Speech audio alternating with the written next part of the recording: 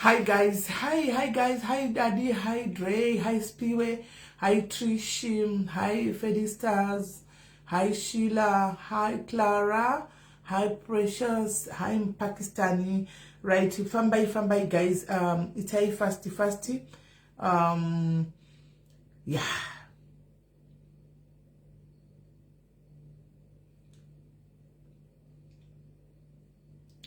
Right, itai mchitegara fast guys. Tine vaenzi panapa.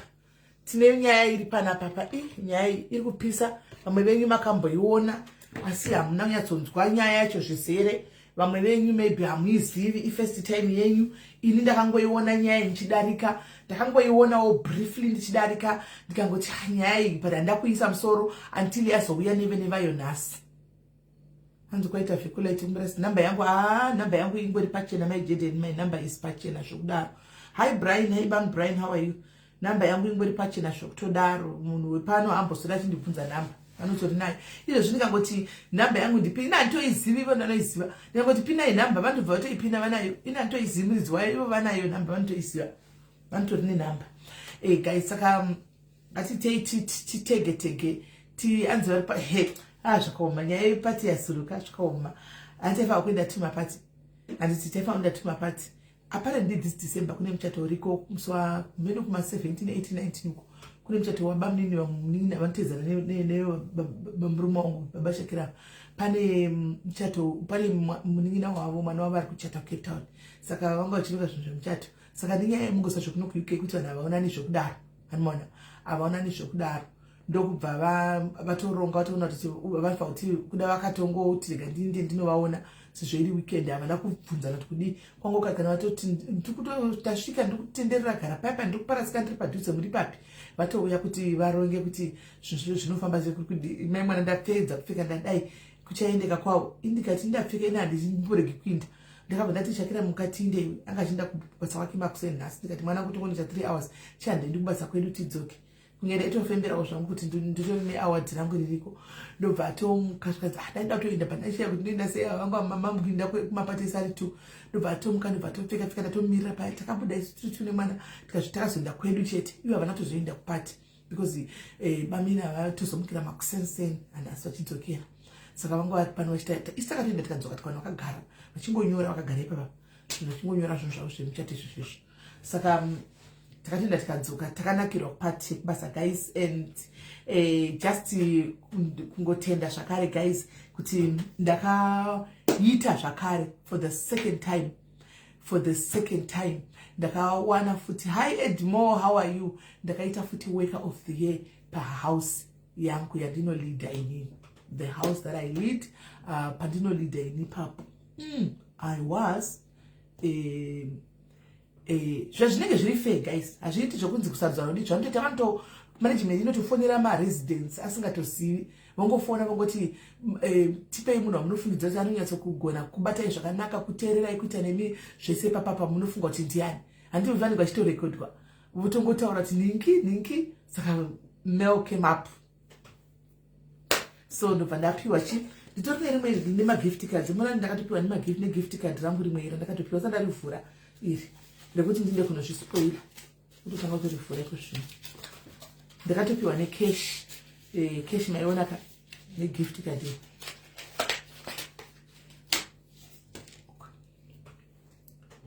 negift card rangu iri alright ndokufonera izvozvi ndikumbobuilda viewership ndokufonera izvozvi rambai muripo iri gift card rangu iri handika saka ndikunotenga zvandinoda kuRiver Island kana kuti kuSuperdry kana kuti kwanzi kuBowman kana kuClanks kana kuTK Maxx kana kuLevi's kana kuJD kana kuM&S kana kuH&M kana kuJohn Lewis kana kuti kuSwitch amene kokoko ndokwandiri kuenda notenga zvandinowa kuda iri voucher iri ndere £300 to spoil myself. So guys, I'm just so happy and kungoti mwari vangu no guys I'm even surprised myself. I'm even surprised guys. I'm even surprised. I'm even surprised. I'm surprising myself because guys, you can have to say Ansana Boshanda. Ansana Boshanda. Popeni wangu. This is my first job, guys. Look at Chikuzai. This is my kubajandaka job. This is my first job. Indakanga na jera kushandira. Saka na jaito nesa kuti. Am I going to understand somebody that you don't do this? You don't. I don't know the manner of the voice that the person is going to use on me. Am I going to be able to accept that? You know. The other shamsika guys, Mara, the other shamsika guys that ko inga no gonna tirira name. Inga and don't go to go farm but still guys and let it go enda. Hey? The other shamsika guys say okay, you know. Of course the patience and moyo I knew it was that you garanda and it's no problem as there is the plus kushanda ne man. I knew I can work. That's why I took the challenge anyway. But I didn't know whenever you know school say chakira that end college kuno. Anyway, tap to go badra college ku university kwacho guys. Izo shitaka po asikwetire 16,000. Shakara baka taiti jo change 5 years we mara takado 16,000. Izo shikuta part of ID atange chikoro college pana September. Saka anyway, it is what it is. Shango chinjao. But ndaenda kuti moyo mrefu chichindu zvondogona kunosvita ndozvikona hazvinetsi ndongoshinga ndiripo ndakangodai but nene I'm even surprising myself guys kutaura chokwadi so ndongotenda anzongora makangwara zve keep going unoziva kuti basa redu iro ratinoita iri rechikr iri basa redu resupport working zvakafanana izvo zvaunonga inini ndino zvandoita like pamaclients ndongotora kuti ndishakira kana kuti ndikeni handiti saka dei anga ari yaita condition iyi unomubata sei kumba watopedza unomuita sei ari ane condition yakadai mwana tobuda todzane mental health ari kuti exactly zvikuita munhu yeyu ndinomuita sei ndomukava here handimubikiri chikafu here ndomusiya asina kugesa here handiona unotonga ukangotora ukangozvirelata cheteka right saka ndingamuita sei kuti ave comfortable izvozvo zvaunoita mwana ukongozviaplya pane ava game ratopera deal ratopera. You have won their heart. Vanongoda care kungokeriwa just caring listening ear sometimes achitaura zvisina sense angataura zvisina sense zvautoona kuti zvandiri kudzwa pana bangana musoro unongoteerera uchitobvumira nekuti nai hey sure thank you Rudo kudaro okay all right okay muchitobvumirana pazvinhu zvisina sense izvozvo zviri kutaurwa izvozvo muchingobvumira hey you know yeah utoseka paya mutoruvana maoko mutoti ba izvozvo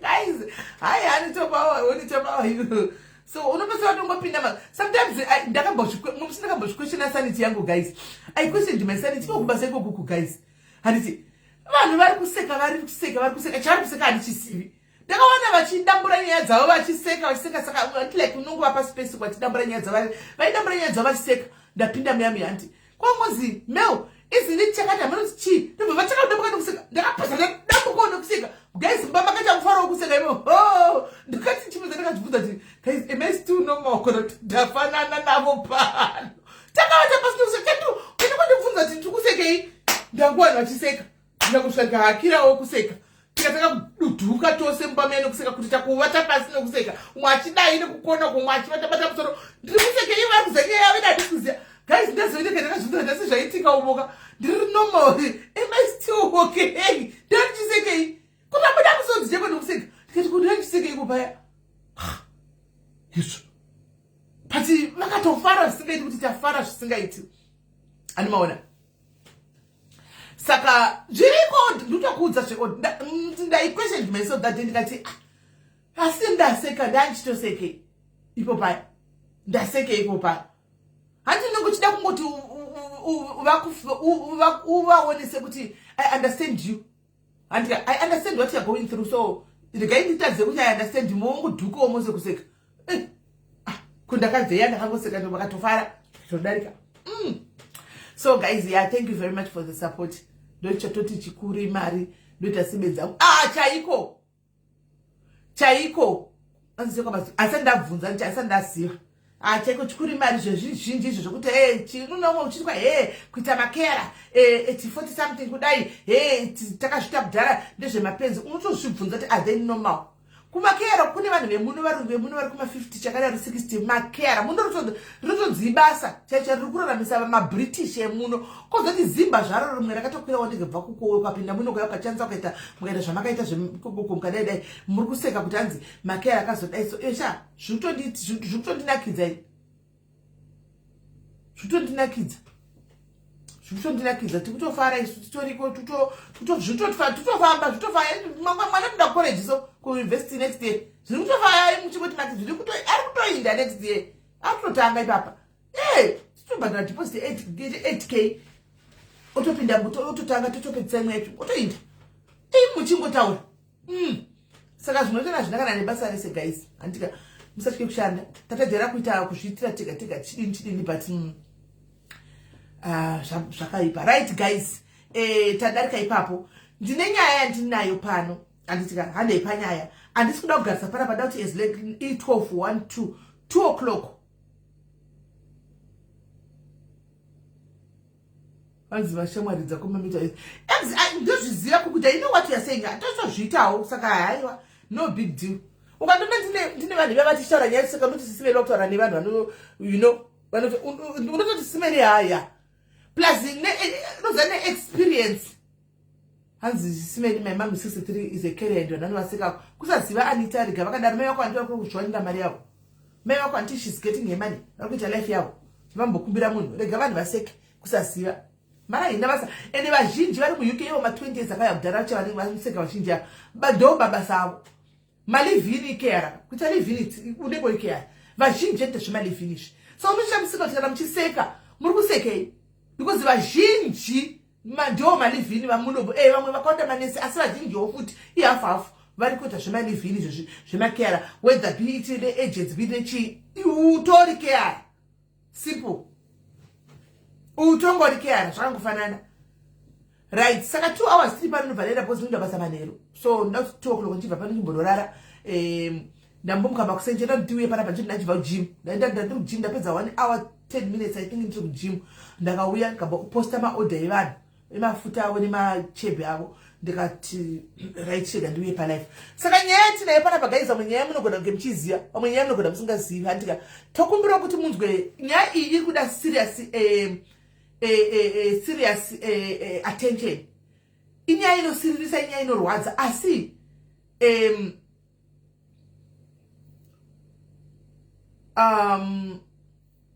regai tinzwe nyaya iyi handika vana vekuuniversity vanibata kuuniversity of Zimbabwe vandibata nyaya iyi makaiona ichitenderera asi yazoya nevaridzi vayo handika makaiona ichitenderera yazoya nevaridzi vayo. Share life guys, share life share life. Saka regai tinzwe nyaya izvi sere. Let me add them. Hi, Sis Mary. Hi dear, add an iPad. Alright, it's okay. Then total na bank work. Okay, let me Gandhi add mess. Okay, the chat no okay. Voice wangu wacha. Alright, no problem. Take your time. Add an take your time. Let me add Tinashe. Tinashe Shomari. Okay. Tina, sorry, Tina. Okay, Tinashe. Yeah. Where am I going to aid again? It's fine. Hold on, Sis Mary. Sorry. Okay, no. Take your time. Take your time. Okay. Bankura or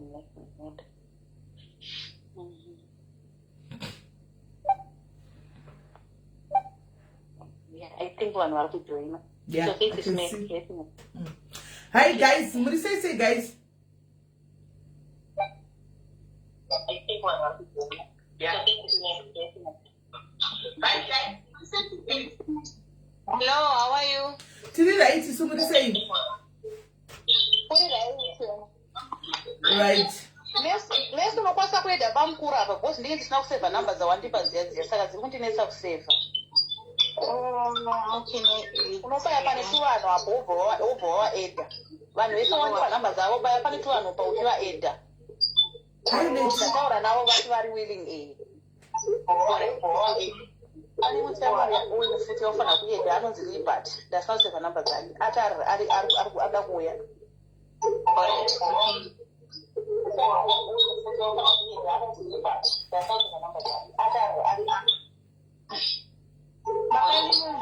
ndavaedza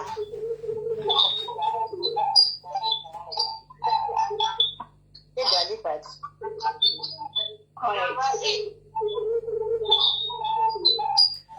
ya iyo MSU ifi MSU ndeku MSU vana vanti MSU Libert kuti hapo awambonipa namba dzake wena I'm trying to get him pane munhu ari kuona live pane imwe foni ngaabvise live ari kuona live nemwe foni ngaabvise live ende anenge asiri kutaura vasiri kutaura ngavamute vasiri kutaura ngavamute ka kutanga anenge achitaura otaura kana akapedzawo omutawo kuita kuti pasaita mabackground noises beta kutobvisa volume ona hako live yacho pasina volume yeah.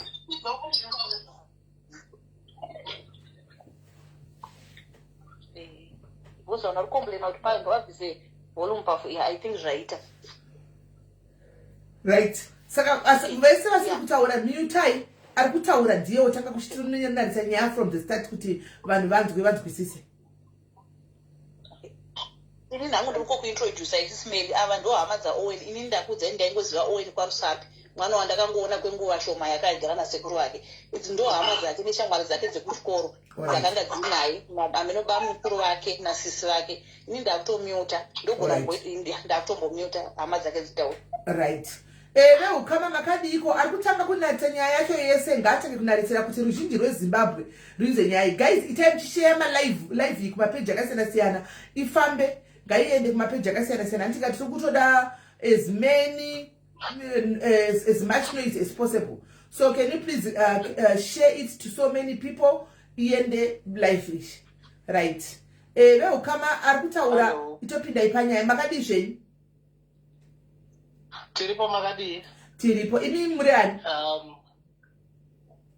ini ndinonzi munzverengi I'm the brother-in-law Owen alright ndakaroora the elder sister wake alright saka when the case happened takanga tichigara tatiri tese sekuru Owen kwatiri nditsano sekuru Owen pavakabva kutanza guru kwavanonzi vaita A-level yavo vakazoya kuHarare saka vanga vaine shungu yekuda kuenderera mberi nekudzidza so he decided but panga pasina mari since maparents vari kumusha panga pasina mari ini nohana tisinawo mari yekuti since tine family yangu saka he decided kuenda kusecurico company kwavaita maguard duties masikati vachienda kuchikoro because vanga wana nzvimbo kuMSU kuti vachiita social work saka then it happened muna 2023 that was December 2023 vaenda kubasa as usual vaigada kunonzi online logistics iri kumasasa marare vanga vakutopedzisa vanga vari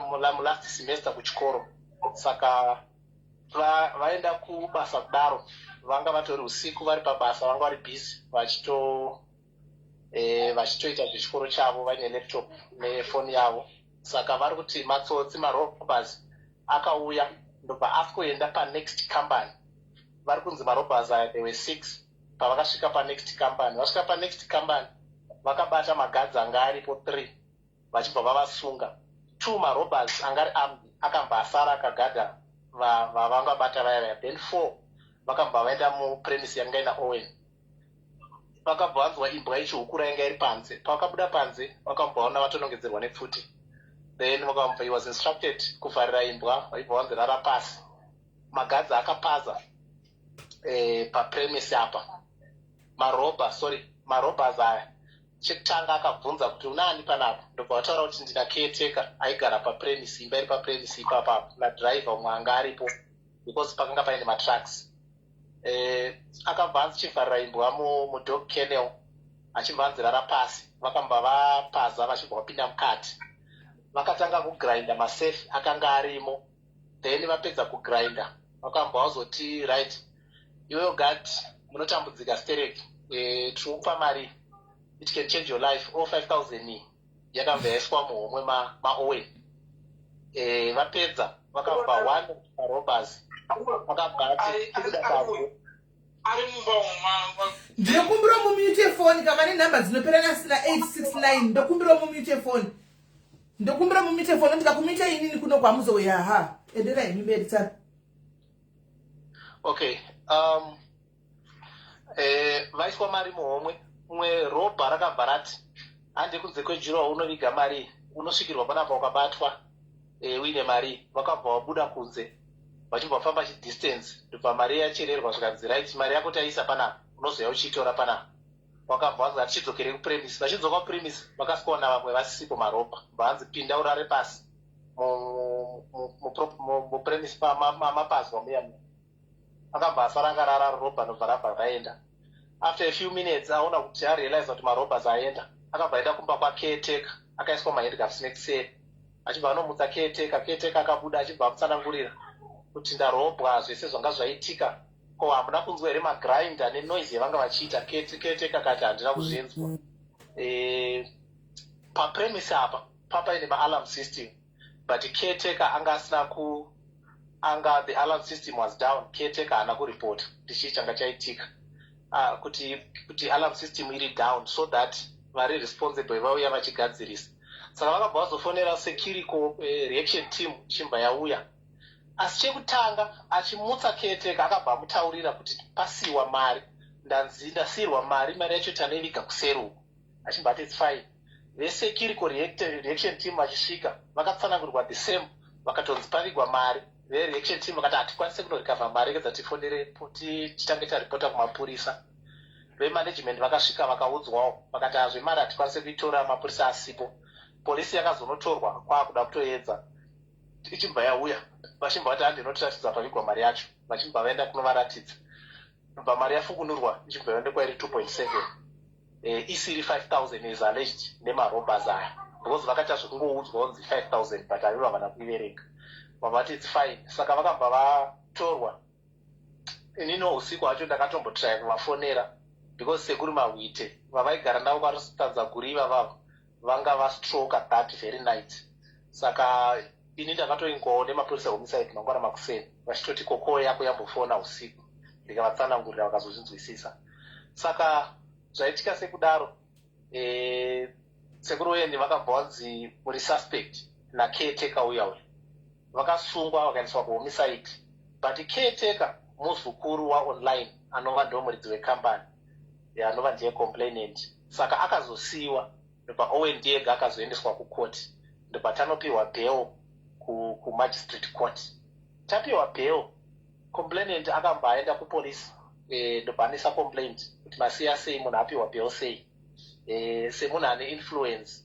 akamba zvanzi papremise yambo taka kupinda marobha iyaiya pakambopazwa zvinhu but hapana chakabiwa ndobva vanzi doketi baraitwa futere ipapo ndobva sekuru owen tatodedzwa vari tiri kunhamo tsanza guru vari kusape kwasekuru mahutekuyawo chibva ndaenda navo kuhomicide vakabva vanovharirwa bva vanonyimwa bail kumagistrate court saka takazoapila bail kuhigh court ndobva vapiwa bail saka nyaya iyi yakazofamba after a year kwakazobatwa marobhas abatwa vakaita kuhomicide mainvestigations aitwa one of marobhas akabvunzwa kuti gadi unomuziva here vakataura kuti hatimuzive tine mamwe mainsiders edu aripo pakambani asi mapurisa nenyaya yekuti complainant ane influence and saka mapurisa vakangoti unoenda kukoti monomuburitsa kukoti unoburitswa nemarobhas kukoti saka now kesi yazotanga kuenda kukoti marobhas since vanga vakuremand vanga vakoshanawo kuremand vakazotanga kuramba nyaya saka vakatotanga kuramba totally kuti hatitombozive nezvenyaya iyi saka now complainant ari kualeja kuti ndakabirwa 238,000 saka complainant akabva aenda kusecurico company kunoti ari kuda kubhadharwa mari yacho iyoyo 238,000 saka nyaya yake kuti ibude ari kutsimbira kuti owen anofanira kuconvictwa kuti iye akwanise kuzobhadharwa nesecurico saka nawo akabva aconvictwa vese vanga vari pakesi iyoyo vari 5 vakabva vanzi 24 years mujeri vobva vazosuspenderwa dzimwe patsara dziri 17 years saka now that was last friday pazvakaitika pawakapiwa sentence saka mutemo wemuzimbabwe unoti kana mchida kuapila munofanira kuapila within 15 days from day rapiwa munhu sentence. Saka tikaverenga kubva musi weFriday, I think now taapa day 9. Saka tine lawyer anonzi Gezera, the lady anga achingotibatsira kubva kumashure. Saka then pane ma-students aidzidza nasekuru Owen ku-MSU kwavanga vari kuyawo, vakatibatsira kutanga vakamira nesu vachichimbozama kubatanidza mari because vazhinji vava vasatiwo vane mabasa. Saka kusvika patari kozvine izvi pakuda kuitwa appeal yedu hatisati taita, but record rakato-requestwa nalawyer ravapo. Saka chiri kunyanya kutinetsa iko zvino chekuti malawyers kuhigh court vanoda mari dzakawanda. Takamboaprocha mamaloya akasiyana siyana, mari dzavaitaura dzakawanda, vamwe vaitaura dzema6,000, vamwe vaitaura zvema10,000, but lawyer wedu watati naye akati makosti ese tikaverengedza at least tikaona 5,000 zvinhu zvedu zvinogona kutanga kutifambira zvakanaka. Saka chimiro chiripo ndechekuti appeal yedu tikutarisira kuti iiswe musi weMonday. Saka pari kuiswa appeal pobva paiswa bail pending appeal nemagrounds acho.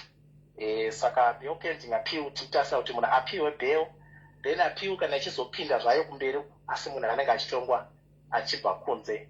In brief ndingangoti ndino chimiro chenyaya yaOwen. Right. Thank you very much dadzi yangu nokutsanangura. Ndoda kukubvunzai, sorry, ndoda kungobvunzawo zvangu mubvunzo imwe.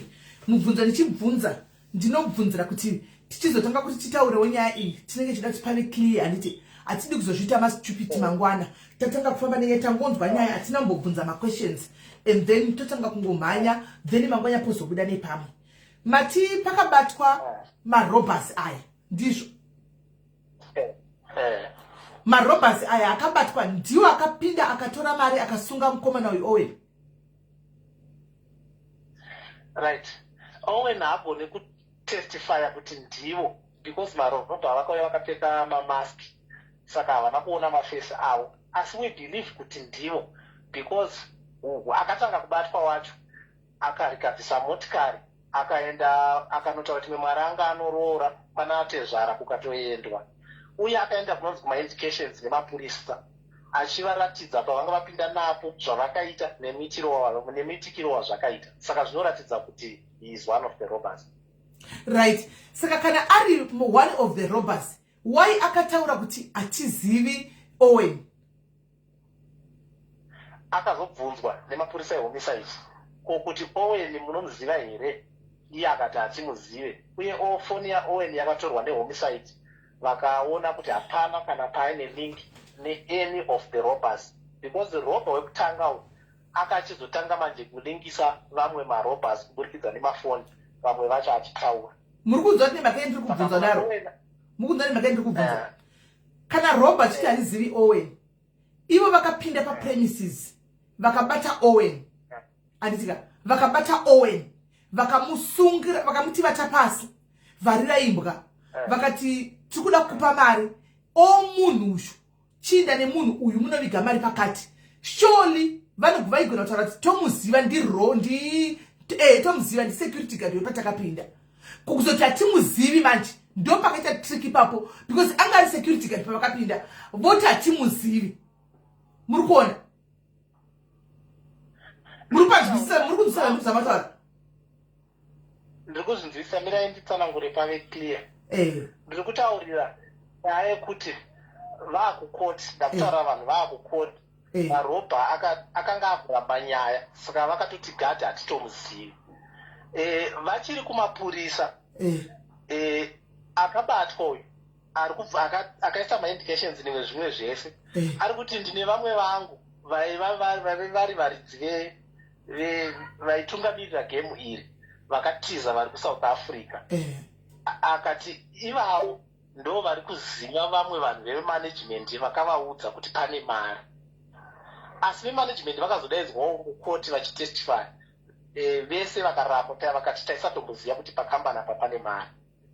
Guys, mirai ndikudzei, tikutaura koti nyaya iyi yakaenda kukoti.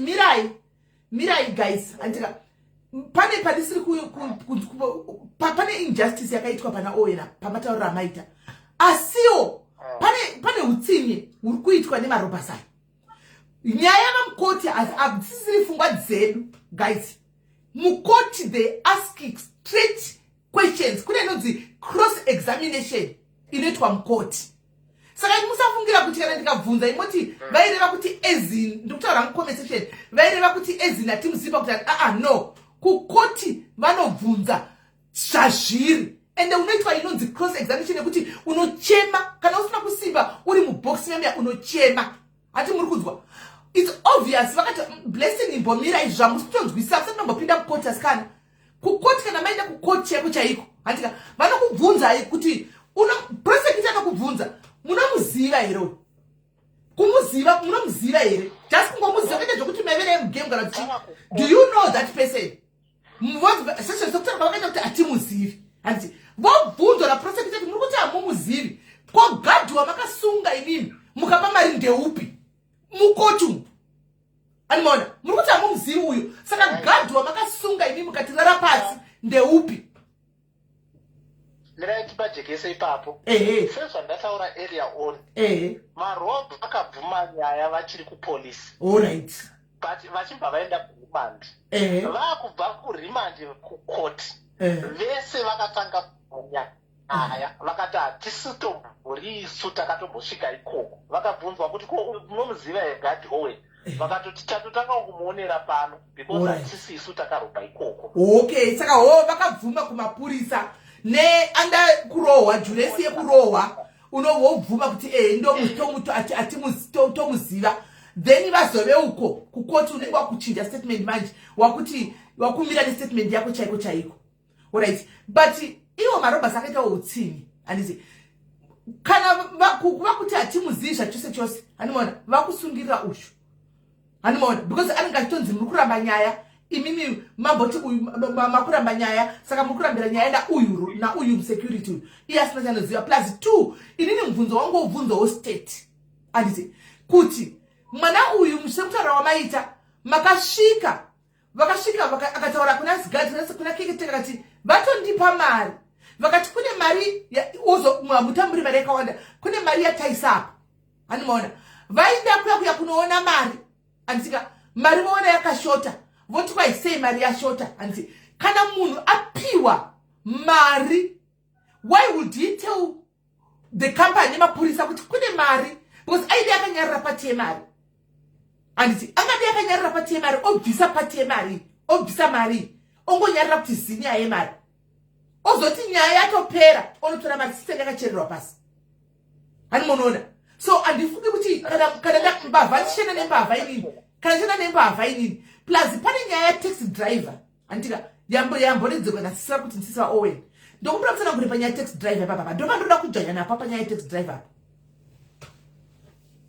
right ndikira pese pamataura pari pairi chekutanga Owen munhu ari so innocent zvakadaro zvekuti even pawakabatwa mapurisa akatoti kumufanira unotaurire nyaya yemari ichazokusungirira nyaya okay ichaitika vakataura nemo vakanga zvaitika chaizvo saka vakataura nyaya yemari vega vakatanga kutaura even kuna caretaker 5 minutes after the robbery kana kuti probably 10 minutes after the robbery witness yekutanga akatokonfirma kukoti kuti zveshuwa vakavhunza achichema akaiswa mahandcuffs akatotiudza kuti pasiwa mari saka court yakatadza kuappreciata probably hatizive ndo pane injustice kuti munhu ataura information yake voluntary pafurisa akatanga kutaura. Alright, hatisiyei apa tichapadzoka apa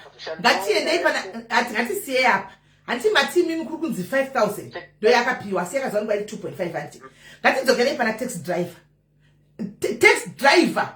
pana taxi driver akabatwa ndizi ari kunzi akavatakura taxi driver ndiye one of the robbers ndiye one wemarobhers okuenda kumaindications uya iye akati ndakanga ndiri taxi driver mamwe marobha anga asati abatwa ndiye akatanga kuba ndiye wechi2 kubatwa kubva kuna Owen akati ndakanga ndiri taxi driver akanovaratidza paakavasiyira ukarikafa magrind anoshandiswa nemamaski ainge akapfekwa but ari kuzviti ndakanga ndiri taxi driver right inzwai handizivi saka handichazivi imimi musisi vaowen ava vanenge vari emotional vasataure nyaya iyi because inotozoita kusiyana animaona sisi vaowen vanditi pana taxi driver akabatwa ari kuti iye achidza mapurisa indakangohaiwa ndikatakura varume ava handitika ndikanzi unovasiya kwai kuchii kumabvuku here 10 off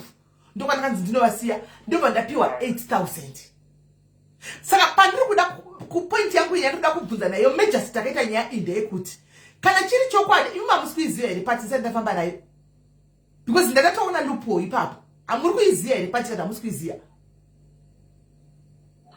nyaya yataxi driver yekuti ari kuti ndakapiwa 8,000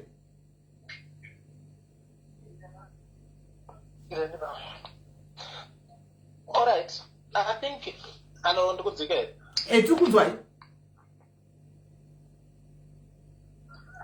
ropa akatanga kubatwa ushu participation yake pamarobhari he is alleging kuti anga ari taxi driver yes akaenda nemarobha akamadhoropa ari kuti ndakazopiwawo mari yangu 8,000 yes but according to the state ichitestifaiwa nemapurisa vari kuti munhu uyu vakarikavha foni kwaake yaitoratidza kuti aitaura nematext nemamwe marobhas akazobatwa kumashure saka state iri kumuti akanga asiri taxi driver anga aida kujenga nyaya but he is one of the robbers right ngatifambei nestatement rakapa mukoti anditi sorry yenyaya ndanzifunga dzangu dzinomhanya because nyaya dzekumakoti dzinotiziva andisika ngatitaure nestatement ratara kukoti kuti nini ndandiri taxi driver ndakahaiwa nembavha idzi ndikapiwa 8,000 kubva hamene kuti iri kupi iyoyo yamutaura mobile link iyoyo kusvika mabvuku 10 off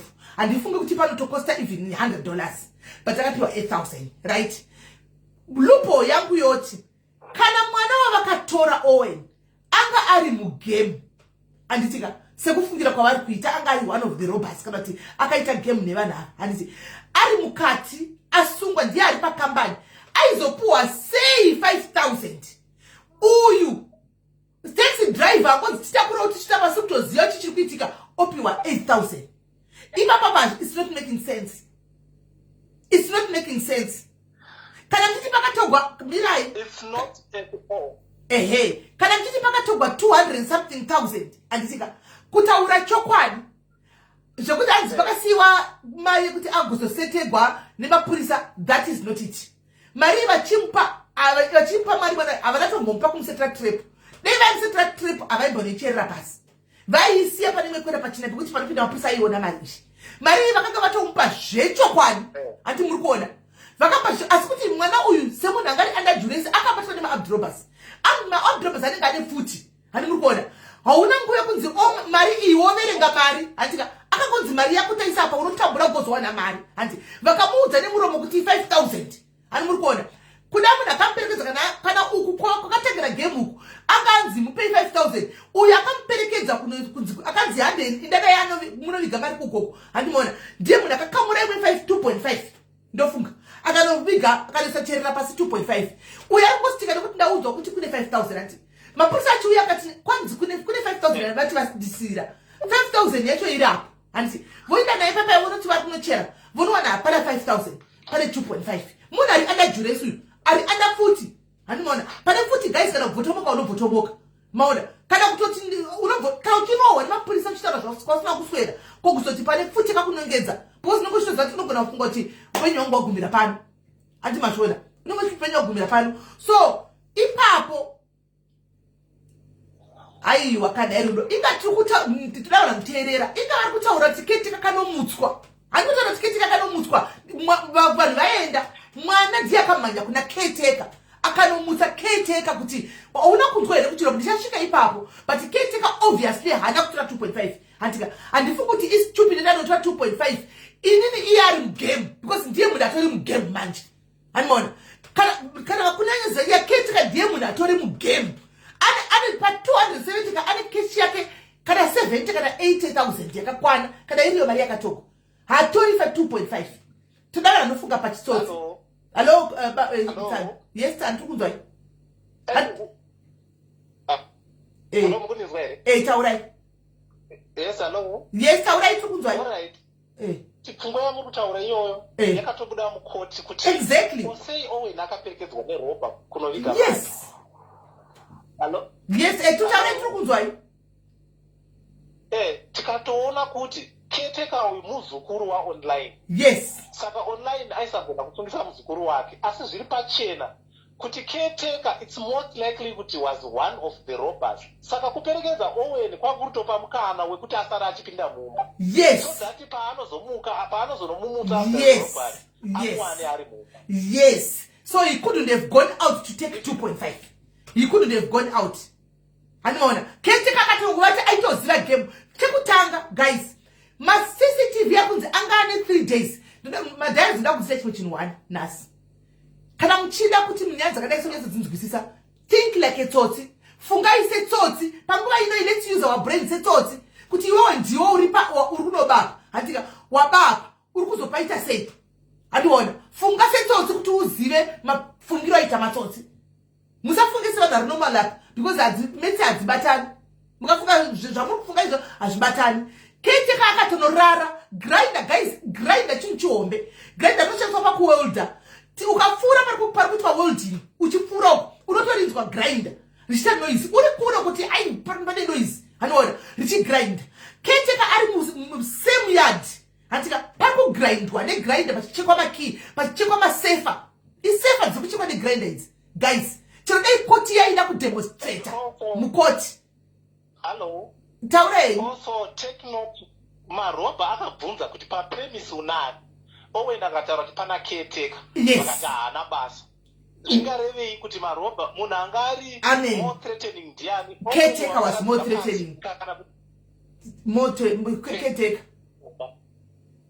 era reaction team because ndiye akanga ari mumba exactly asi marobha akashaya basa naye vakatoti haana basa exactly marobha kwanzi unani ndina caretaker hatorwi voti haana basa voenda straight caretaker ikwanisa kuita whistle blowing mapurisa same time kuti kune vanhu ndikunzwa kune vanhu vanenge vapinda panapa vaikwanisa kusvika but havana kumutora andimona vakamusiya caretaker akatovata mumba achinzwa kuti basa rakurohwa remember kwanzi 3 days prior to this robbery andika ma-CCTV stopped working pakacomplainwa kucompany naiye Owen kuti ma-CCTV haasi kushanda vakaita kunge vakaignora vakati chagadzira kune muridzi wekambani vakati chagadzira chi ma-CCTV aya vakangoignora within those 3 days ma-CCTV asingashandi ndo panouya vanhu vanoziva kambani matinonzi chi elink online logistics inoita nezvei online logistics inochengeta mari mukati musefa inoita nezvei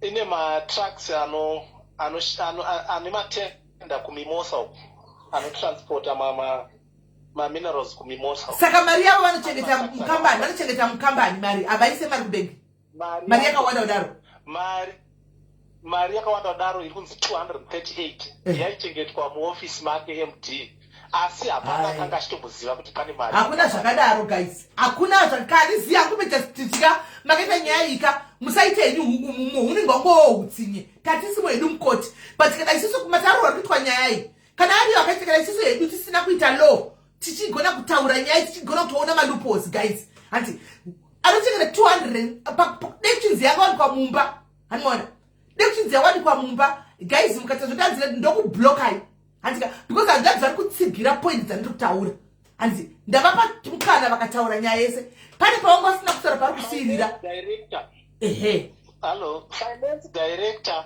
nemamanagers vese vakauya kuzotestifya kukoti vakabvunzwa cross examination kuti maiziva here kuti pane mari vakati hatina kumbobvira takaziva kuti pakambani pane mari then it wonders kuti kogad asingatombobvumirwe kupinda mumapremise aizoziva sei kuti pane mari saka zviri pachena kuti marobhers aya vava ine information from munhu ari padhuze naonline chaiyo ndiye aivapa information it's most likely kuti ndicaretaker because muzukuru ndiye aitotsvaira muofisi maMD ndiye aitoziva kuti mune masafe ndiye anenge achitaurira nasekuru vake saka ndiye aitoziva kuti pane mari mapedze nditauri because pamwe pacho ndinitaura imi mubva muchida kuzounzawo point pane zvandinitaura izvozvo zvoita kuti tikuinterruptana mapedze ndichitaurawo. Alright, saka muchaona kuti zviri pachena kuti caretaker ndiye munhu akanga achiziva ega kuti pane mari, ndiye muzukuru wemuridzi wekambani, and muchaona kuti zvese all points ari kunolida kunoti one akatadza kuripota kuti alarm system isetwe igadziriswe, two pakaperekedzwa oni kunzi hanje unoviga mari zvaitoda kupa mukana wekuti caretaker asara achipiwa share yake nekudzokera mumba. Asi muchaona kuti caretaker iyeye kumapurisa akasiyiwa because online akati muzukuru wangu handigoni kuti ndisungise muzukuru wangu. Saka nyaya yakutsimbirira kuna Owen kuti online agone kuclaima mari kusecure kokambani. Ndapedza.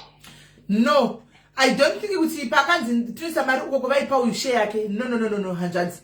Hakuna mari pamari yangu kutaura iyi.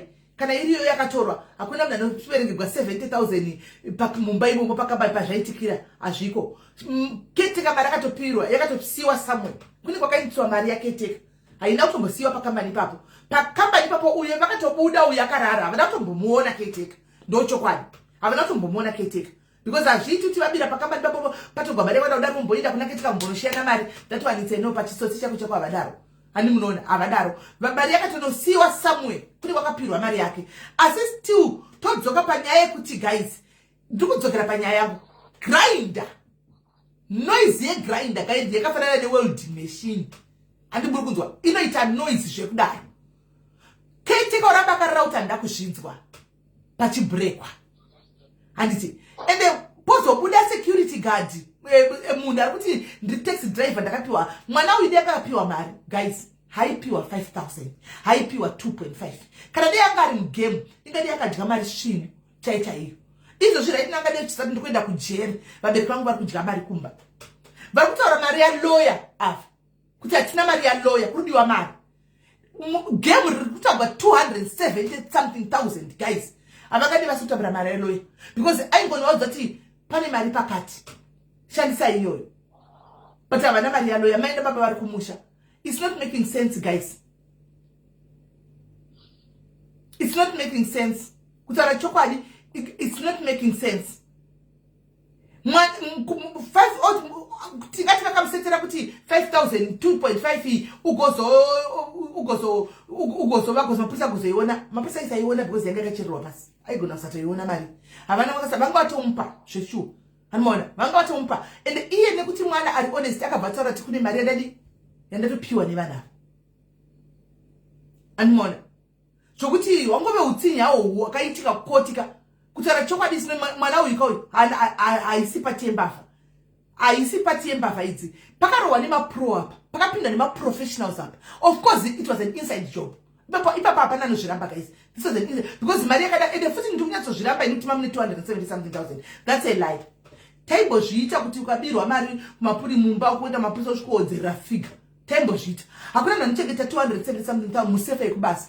Dei yanga iri mumba taiti pamwe ari kuisa mumba maindia anochengeta mari mumba kwete kubasa kwaunoziva kuti anything like this zvinogona kuitika guys. Hakuna zvinhu zvakadaro. Mari yanga isingatombosviki ma 200 something but yave nyaya yekuti uyu muridzi wekambani uyu aona gap rekuti achita mari nekambani yesecurity ko kana muridzi wekambani ari yakaita game racho. Tine chuma options apa kana muridzi guys tine varidzi vemakambani matsotsi mapromax matsotsi maarmed robber isu takakurira South Africa guys tokuudza izvini hani muri kunzwa muridzi wekambani anopisa kambani yake down achida mari insurance kuSouth Africa uko mukadzi murume anouraya mukadzi wake mukadzi anouraya murume wake achida mari insurance zvekwamwari chaiko chaiko. Saka kana muridzi wegame nemuzukuru wake variyo vakaita game iri toziva sekuti nokuti mari achotopiwa nekambani yesecurity handibona kuti uyo akutopiwa 23. Saka ivo manje vave nelegal ground yekuti uyo akabatwa nemhosva saka now tikuda 280 something isina proof kuti yanga iripo because there's no proof kuti it was there. Muridzi wekambani might be involved nemuzukuru wake ndosaka vakaudzwa kunzi maningikiri security makamera asi kushanda and ivo vakataura kuti chako vakaiginowa kusvika papaswa mudziwe kambani anogona kuva iri game rake but munhu ane mari anomaona munhu ane mari so now kwese kwaringa china malayers anenge achimumirira ile yarinenge zichoagiwa because anayo mari yacho and atonati kambani yayo mataura ekudzi wenonzi security secure hameno itobhadhara and kambani iyoka inogona kuita bankrupt yabhadhara mari iyoyo and ichatobhadhara mari iyoyo kambani hombe ita 3 days isina cctv camera guys 3 days no camera hombe and within those 3 days come on, it's not making sense, guys. As you make a sense, Mwari. Saka, kamba ipono sikamani panchaito makamba mafiu ile chichichi. Ko uyu security guard wasunga mwana uyu. Aizo zivase because cheki ndicho kumira panze. Ni security guard anongotendera muyadi panze. Antika hapindi ma office ema boss. Aizo denza wali mtauye mari yacho ngaione because security guards anachenda usiku, guys. Achenda usiku kumwana yakachenda usiku. Shokuti azomboti ndakune mari ndaona imwe office ya boss ichiverengwa aizozvione pia sina usiku kuti adedze vanhu as they are saying kuti didn't know kuti pave nemari yaivepo munhu anokwanisa kuti wigira matsotsi pano kuti mune mari iri pamedu ndichakira nakelina baba shakiri ndovangwanisa kutsvaga mababa shakiri akwanisa kutsvaga masiti uyai mutisunge tose kune mari kuti mukadzwangu yawanda zvekuti ndovangwanisa kuzviita because ndovanenge vachitoziva kuti pane mari pakati momo vanhu vanogona kuziva kuti bedroom mune mari handimaona. This is not making sense, guys. Kutara chokwadi justice for mwana uyu. Nayo muri yeZimbabwe shamwari dzake dzeku university imi munoziva Owen ari munhu akaita sei because todawo character reference yake. Munoziva ari munhu akaita sei? Okay. Maita basi.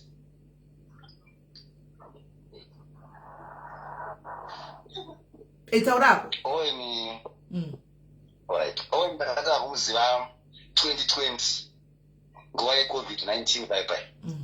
Tichitanga chikoro paMidland State University School of Social Work. Tiri first year tese. Owen akanga ari munhu nanhasi munhu akangonyarara anofara zvekunamata. Zvakasa izvozvo Owen taingoshandisika muklasi aingokotsira because munhu aikotsira muklasi izvozvo kuda kutomumutsa kuti iwe urara. Saita tomushachi achikotsira muklasi pamavhisi ndatokuti amenoti pamwe anenge achiverengawo pamwe usiku atasingazivi anoshanda achitoda zvekugata izvozvozvo saka aizokotsera kuti muklasi munhu achiendaa madiscussions taitamba tiri about 5 including one of our friend ari visual impaired anonzi Simba. Saka takaita zvakanaka tese 2020 2021 2022 tikaenda kuattachment tichingopedza attachment ndo patakaona klasi repo yedu akaisa article yakaona panewspaper so yanga yakaine picture ya Owen ari pakati pemapurisa mapurisa anga asina kupfeka uniform but achitangira ari kufamba sore vakanyorwa nyaya dzikapiwa 238,000 pakatonzi security guard and apa 238,000 yacho iwe tikatovhunduka seklasi ende madhezi wavo vanga achakubva kutanga prayer group pacampus pedu paka pasimborina prayer group ndoye pioneer weprayer group yepacampus yatoita malunchtime prayers vachitobatsirana nevamwe vanga pachikoro vekuseventh day Adventist church ikoko. Saka zvakasezvo takananga nomuona Owen kuHarare Central kumapurisa tichimigiro chikafu inini naklasi rep anonzi McLeod ndopataenda kupolice captain tainomuona asingagoni kufamba asingagoni kudya futi at the same time. Saka tatomuma madaro ati arowa taura pape chingotisikasawo zvedu ne halo anga arowa asagoni kudya anga arowa ndofunga pamwe pakubvudzana chokwadi apa ndofunga paizoita izvozvo zvekuti munhu kuti atauri chokwadi pamwe. Saka zvaita saizvozvo takatanga kudiscasa paya saka takazorezo point isusu semastudents kuti botsi nyaya inyanya kunetsa nyaya kunzi iwo wazosirwa mari pakuti chii ende waizoendeswa kuseri kwejuraho iwewe uchiburiswa mupremise machona uchiendeswa kunze kwejuraho waendeswa kunze kwejuraho pakuti chii. Saka isi takabva tangodairirawo naMcLeod tikati ko kana kuri kuti vaida kuti asaone zvaizoitika vamwe ketika vamwe vaida kuzogera mumba pavangatoko face mask ari papo ketika wacho wabva waendesa kuseri kwejuraho on the pretext kuti tikuona kuti usherere mari yako ikoko pachida kuti asaone ketika chidzokera mumba but angobvunzwa mubvunzo weyo then one of the CIDs akati asapana taura point zveshuwa chona zvechokwadi. Ndopakazobuda nyaya yekuti CCTV systems yachona ipapo maCCTV yacho nema-alarm systems anga asingashandi for the past 5 days. Zvakatozikanwa pabiwa kuti zvakasingashandi. Asi zvinhu izvi zvinonzi zvanga zviri in charge caretaker wacho. Ndiye anga ari in charge nazvo. Asi hana munhu akaudza kana kuripota kwaari. Anozviona. Then kwazonzi musi wakabiwa iwo wacho neuyu. Caretaker anga aripo saizvozvo. Asi pakapinda driver wetrack rimwe aine girlfriend yake. Vakatopinda ipapo. Saka hatizivi kuti kuya kwakaita ava driver uyu negirlfriend yake pamwe vaiti vazoprepare kuba kwacho ikoko hatizivi. Animazvona. Saka saizvozvo Owen atosungwa atoenda kurimandi. Isu mastudents takabva tati Owen zvinhu vatinoziva tomuziva necharacter yake neunhu ainawo kuti asingambodaro. Ndobva taita macontributions tega semastudents. Takaita $10 pa each student. Tanga tiri 63 class medu. Saka tasara ta 61 tichipisa Owen nemusikana mumwe akatisiya akazoshayikawo towards graduation. Saka takata batasara tiri 61. Bataita ma-contributions edu $10 per each individual muclass medu. Vanhu vachitokumbira mari kuvabereki vavo. Ndobva takwanisa kureza mari kuti tibhadhare lawyer kuti aitwe bail kuti akwanise kupedza chikoro agraduate. Ndobva mari atoreza mari yaya zvechokwadi vabereki vake vachibva vatsvagwa imwe mari futi. Ndobva vatodi lawyer atowanikwa payamba paitwa bail application ndobva yarambwa kumagistrates court ikoko. Ndobva yazonograndiwa kuhigh court. Ndobva atodzoka panze patotanga kuenda chikoro tese. Satanga chikoro tese kudaro chikoro chaziva nyaya yake isakaziviso vakuru vechikoro tiri vaklasi repi kuti ndo zvikuitika kuna Owen. Vakuru vechikoro vachibva vamupa university employment scheme yavakamuti since asina means yekubhadhara fees yake nayo source of livelihood yake yaibhadhara nayo fees yachona yakanganisika nenyaya yekubiwa kwakaita kubasa kwake. Vamisa pakuchiti ashandire pauniversity papo achibatsira basa achiita chikoro futi panguva imwe chete. Ndobva hati yasaizvozvo kusvika tagraduate.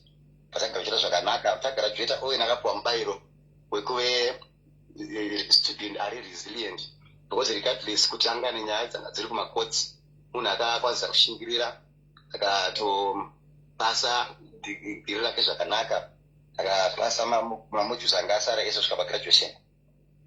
After graduation Owen akazondibvunza wakati chinazve nini izvozvi ndinolodya kwepoiti kwandinogara handina kana mari yerenti kana mari yechikafu. Then musoro ndaitongowo ndinewo kadhi rangu randaishandisawo yapindura mari yangu basa.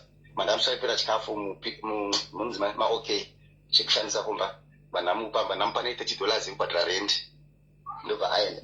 Akabva azondifonera. Mina akaba mari yakaunda kudaro. Imi. Anagomba mwana. Akabvazondifonera kuti ndawana basa kuJameson Hotel. Ndakatoti maporokoto mwari akanaka kana wana basa at least wakwanisa kuzviritira nekutumudzurana mari yechigari.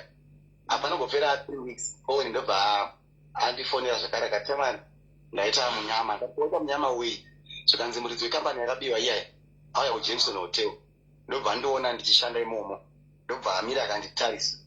Hanzi ndobva anditarisa akanditi iwewe hakuna kwauzofokanda nelife ende upenyu hwako hutozoguma. Anomaona.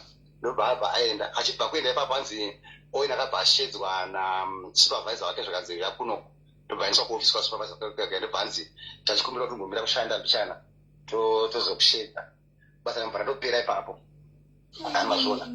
Then Owen anoti akazofonera zvikani vanobasa kwake vakati muridzi wekambani uyu akuramba achiuya kuno achitinetsa achiti zona ari katimupe mari isusu hatikwanisi kupa mari nyaya isina kupera kukoti nekuti koti ndiro decide kuti isusu tizobhadhara mari yachona yakabiwa iyoyo kana iwe uchinge wabatwa nemhosva.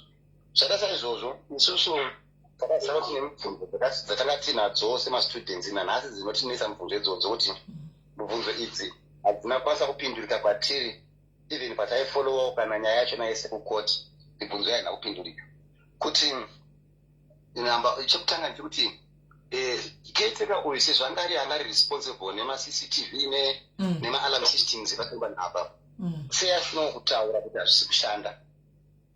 Number 1. Chechipiri ndechekuti ko Owen chaendeserwa kuseri kwejuraho kana vakamupa mari vangomupaka mari ari mupirimisi momo voenda zvavo. Chavakamisira kuseri kwejuraho chii? Kuti here kuita mumba kana kuti vaida kuwana kuendawo kutiza zvakanaka. hatizvinzwisise izvozvo.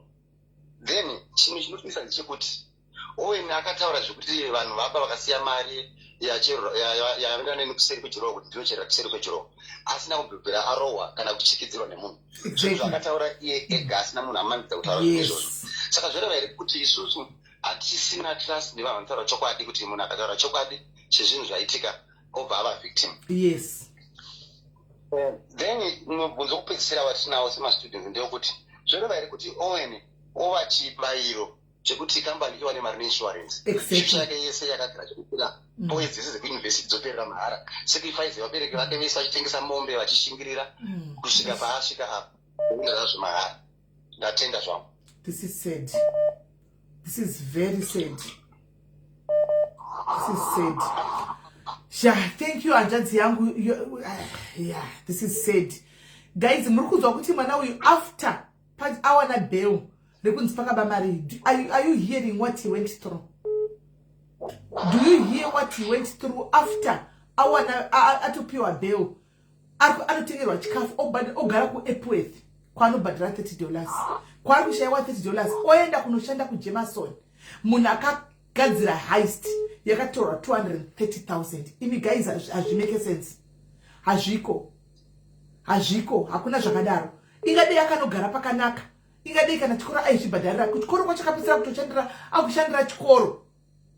Nokuti akadzingwa kusecurity guard. Akushandira chikoro kuti akwanise kubhadhara mari yake. Apa akatoitwa sacrificial lamb kuti vakwanise kuwana mari. Ndosaka ndambokudzai paya ndikati kuZimbabwe mabatirwo akaitwa nemhosva. Izvo vanomukona kuti vakamutomuti 28.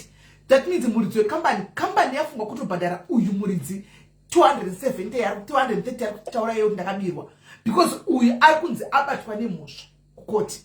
So pakatofamba mweya wekuti abatwe nemhosva kuti kambani iwane mari. Zvandambokupa example kunonga siri kunzwisisa nezvakuti kuSouth Africa uko muridzi wekambani anopisa kambani yake ega kutungidza kudai kuti idone apiwe insurance. KuZimbabwe insurance haupiwi, asi mutemo kambani yesecurity gesekeri pabiwa pakagaja company is liable depending on contract yavo. Company inenge liable, company is responsible kana pachinge pabiwa. Nokuti mugadi wavakaisapo ndewavo. Makunzwisisa ndi kune vanga vari slow vasinonzwisisa papai. Animaona. But zvisinei guys, pane mumwe here apa roda kutaura pane vasina kumbotaura panyaya ya Owen apa because nyaya inorwadza iyi guys. Kutaura chokwadi kuZimbabwe takamboita kesi yemukomana uya akagara kujere. Musikana uya anyengerwa nemaya kutaura kuti wakarepwa nemukomana uyu. Mukomana uya akarova 15 years and akazobuda musikana uya akura. Akamwinisa ari mwana mudiki. Akabuda musikana yachidzokera kumapusa kuti ndikutodza kurara ndikufila guilty inini munhu yanambondirepa nditomuzivi ndangoudzwa namai vangu kuti ndinongedza munhu yokuti akakurepa ndikasitika nenyaya iyoyo. But munhu arova 15 years ari mukati. 15 years atorova ari mukati. Haiwa muri yeZimbabwe. Justice for Owen. Makotsi eZimbabwe, ZRP Zimbabwe, vamunangagwa tikukumbirawo kuti mupindire pakesi iyi ngaidzokere mukoti. Nyaya ngaiongororwe kuti chekutanga point yangu indisasisimeni dofo 230,000 yaitsvakei mukambani munozikama kuti pakambani apacheketi mari panogumira matrack.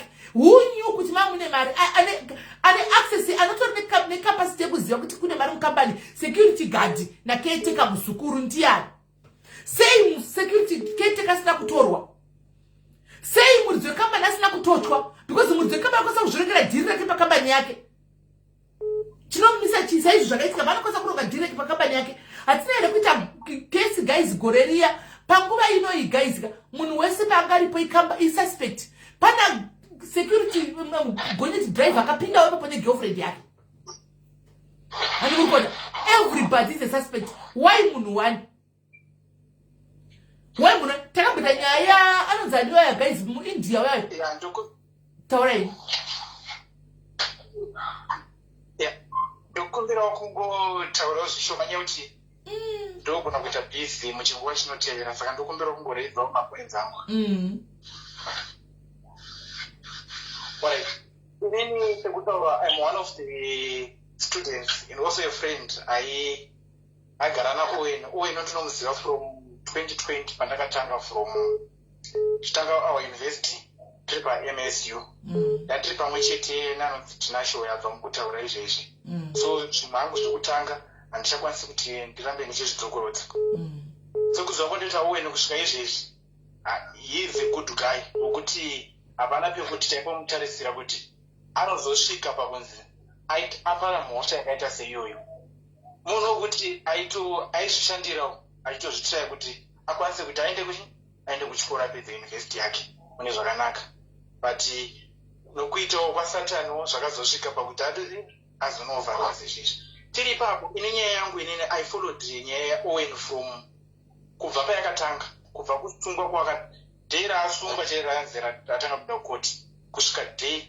resentence yake I almost missed kuda ndatongoti 2 or 3 ma-court cases ake but each and every case I was there tiri ipapo dauti ndimhanyire panyaya yekesi yake tiri panyaya yekesi yake ipapo I remember day rapiwa sentence yake rapiwa judgment yake pana mapoints akaredziwa achinzi Owen ane mhosva nokuda kwenyaya ye5,000 yakasiyiwa pa5,000 ari kunzi marobers aizomapira 5,000 hawo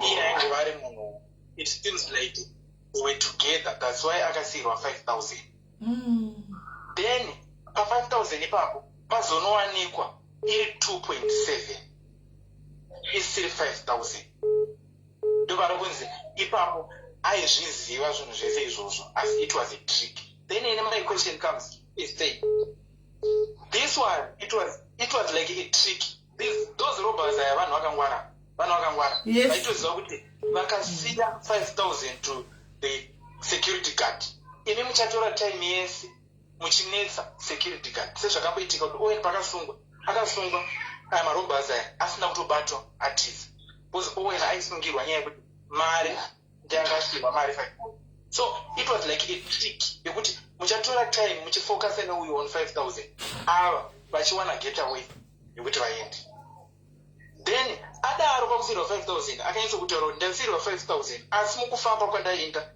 kuseri kwejurawo kunoicherera pane akauya akaitora mari akazondidzosera handizivi maybe kuda ipapo ndopainogona kuva yakatora ikazara 2.7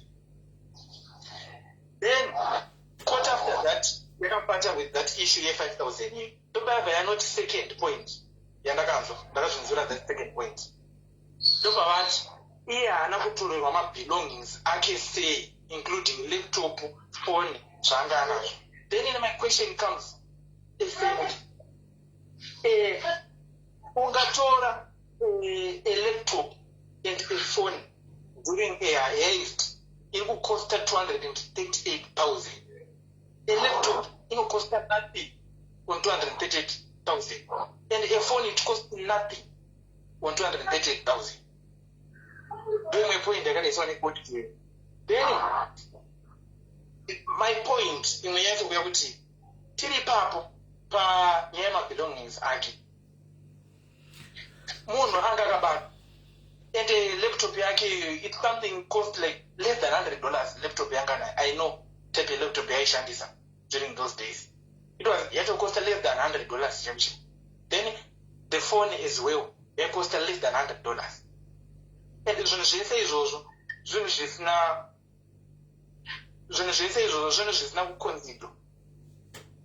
zvisina kuconsidwa pajudgment yake then tiri papo futhi again my question goes again to the caretaker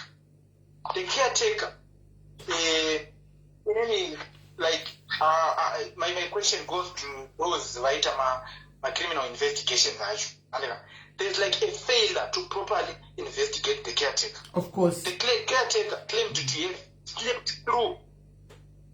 Ana konzwa even a sound of a grinder. Right, check that which is a highly improbable scenario. Yeah. The police did not even conduct a noise or debate test. Hatina kuzvinzwa zviya koti izvozvo pasentence. They even fail to investigate the caretakers. Anga akadhakwa or his medical condition. hazvina kubuda izvi. We were expecting all those aspects. And also establish the distance from his quarters to the safe. Kuti kwanga kuna caretaker nekwakabrekwa kwacho distance yacho inge yakamira sei. Zvinhu izvozvo hazvina izvozvo. And this shift iri kutobudisa a high suspicion and create a reasonable doubt kuti why caretaker vasina kumuisa pakuti asungwe sekusungwa kwakaitwa Owen, and why asina kuquestionwa again. So another futi issue put again, there is no ndiri mukoti chaichaipaitwa wavo those vanga vari 5. First angari Owen, then the second navamwe up to number 5 then iye Owen at first hapana kana a linking evidence iri kumulinka ne the rest vese 4 vese vakabatwa nemhosva vacho. Hapana kana a direct evidence. Then another point yangu enda panhau ye 238,000.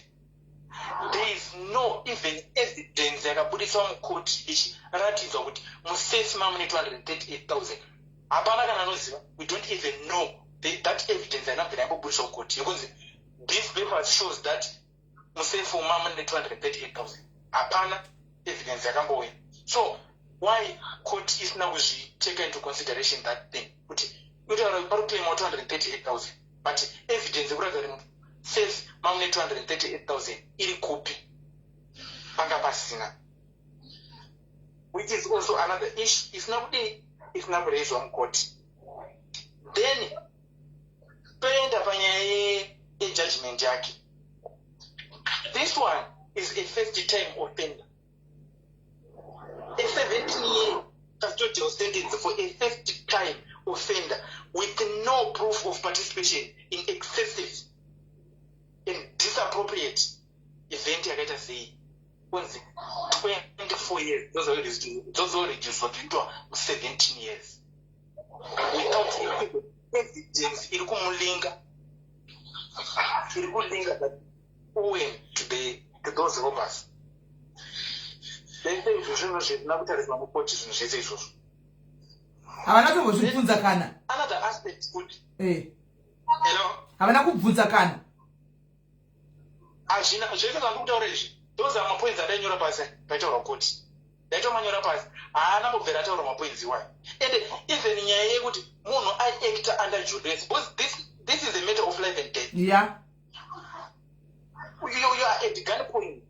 Unganzi rara pasi apo uramba. You are at gunpoint. Azviti. Hauna, but those points hapana na point yakataurwa mukoti mapoints ese wayo.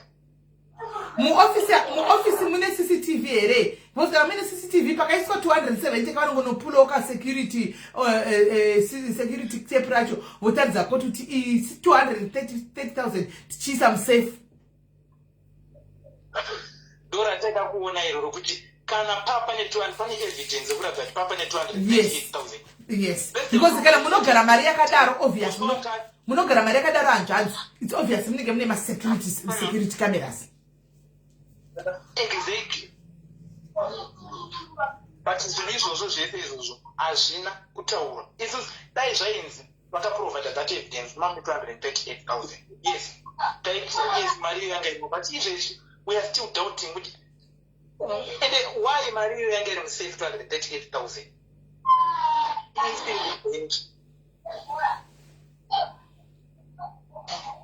Saka ndo mapoints angu iwayo kuti even if the High Court yafunga kuti patino appeal or even High Court inofanira kuti take into consideration those aspects. Because one caretaker ari kuzvifambira ari kunze. And this one is like highly probability kuti it was an inside job. Because Owen achitaura chaichantaura kuti vanhu vakusvika kwavakaita vanhu vaisaratidza kuti vaisaziva pavaienda. Vanhu vaitoziva pavaienda. Vaita all the procedures kuti vari kubva apa vakano check up vachienda kusvika vanosvika pasafe. Which means it was the inside. There's someone aitoziva structure yese building iyoyo pane safe everything the way yavachange vachipinda the way yavachange vachibuda pane munhu aitoziva asi court even maybe I can blame the court, I can blame those investigator that nyaya iyoyo havana kubvira provide that evidence. Chiri kuitika panapa ndechekuti uyakunyora kuti hanzi it was to the judicial system to order to produce the security tape. Kondo vatukutaura nezvavo kapaniso. We are not talking about the owner of the company. No, we are arguing what the prosecutor or the state did and what they were supposed to do and what they did not do. We are arguing that kuti vaifamba kuti ora iti mati pamene 230 obviously panocheketwa mari yakadaro paniswa makamera pane CCTV tokumbirawo evidence to prove kuti mami nemari pane makamera chete pakauya mari itiswa musefa kamera nchinenge chingori on ninge chicapture vainongorotora ka footage oya nayo mukoti kuti izve chiwa mari yanga iripo. The state was supposed to argue that but they didn't. Vanguti mami ne 230,000 so that this guy awane mari kuzvambe kune war tikuti pasine war and the justice to Owen guys kutaura chokwadi mai munangagwa mai venyika panguva ino tiri kukumbirawo kuti change tichingotaura nezvenyaya tichingokunetsai tichingokudeedzai tichingokutegai because this is not making sense. Tikukumbira kuti nyaya idzoke panyuwani munhu wese ngaabatwe ende kana zvaita nyaya ngaiinvestigatwe kumwe nevamwe vanhu mainvestigators akaita nyaya iyi apa tarachokwadi pane zvakaitika. Whoever akainvestigata nyaya iyi angari IC crime wachona patone nyaya pane zvakaitika panda kuongororwa panoda kupekwa into consideration yes. Especially those aspects nokuti zvinhu zvokuti we are not lawyers, right?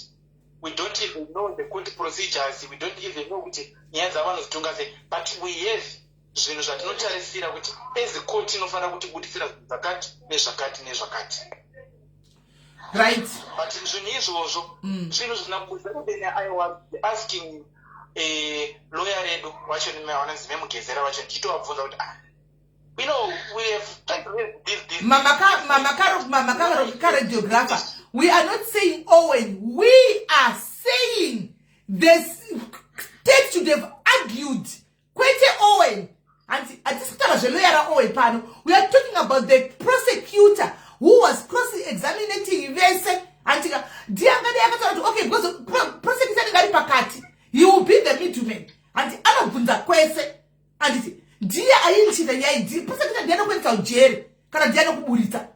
That's effect. Prosecutor anoperekeza ujere kana kuti anokuburitsa prosecutor ndiye afunga kungomira ari pa justice ari pa chokwadi kuti tinokumbira ukona imimi muri kuti makatorwa 290 tipeiwo tione andimoona kuti mamwe ine mari iyoyo kesi yoitwa pachisikira zvichwa kuti pane kesi 230,000 andimoona apa pakaitwa kesi singapo maybe mamu story nakana mari yanga irimo kana maybe mamu ine $100 andiona but munhu apiwa 17 years because amount yemari determines atika amount yemari determines mtongo wake mari kutopiwa 23 years inyaya amount yemari mari yakapiwa deyanga $500 deyasinapiwa 23 years deyakapiwa community service kana takadzibhadhira bheki mari iyoyo. chokwadi ipapo ndizvizopedza kana pane umwe anokwanisa kuedhawo zvokutaura I think ndarezawo mapoints angu then also need way kuna anokwanisa kuti vatibatsire tikwanisewo kuikunda nyaya iyi nokuti munhu achaseva sentence asina mhosva asi vane mhosva vachiona vachifamba panze ndizvozvo right guys. Kana paine velaw kana pane vari mujudicial system kana paine velaw andibona vakaita law tiri kukumbirawo panguva ino kuti mukwire mufone andika hai heriet nyamatengo idzi hadzisidzanatafadzwa zvachose hadzisidzo nyaya dzanatafadzwa idzi kaizi muri pasocial media nguva yakareba. You should be able to know now. You should be able to know mave nenguva muri pasocial media you now know nyaya dzakadai hadzisidzanatafadzwa idzi tiri kutotaura vakuru vana vice president vana Mnangagwa tafadzwa anopinda papi because the judicial system izhinji ndeyebato.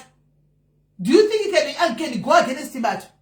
Musadaro ini musadaro tafadzwa amba musamutege hapana pano chokwana ari kutongoonawo nyaya iyi chirakaita opinion panyaya iyi tafadzwa uyu animaona anotongomira kure achingotaura moyo wake kuti pane injustice but hakwanisa kubuda pachachitaura musakanga maizvozvo vari paground apa musakanga maizvozvo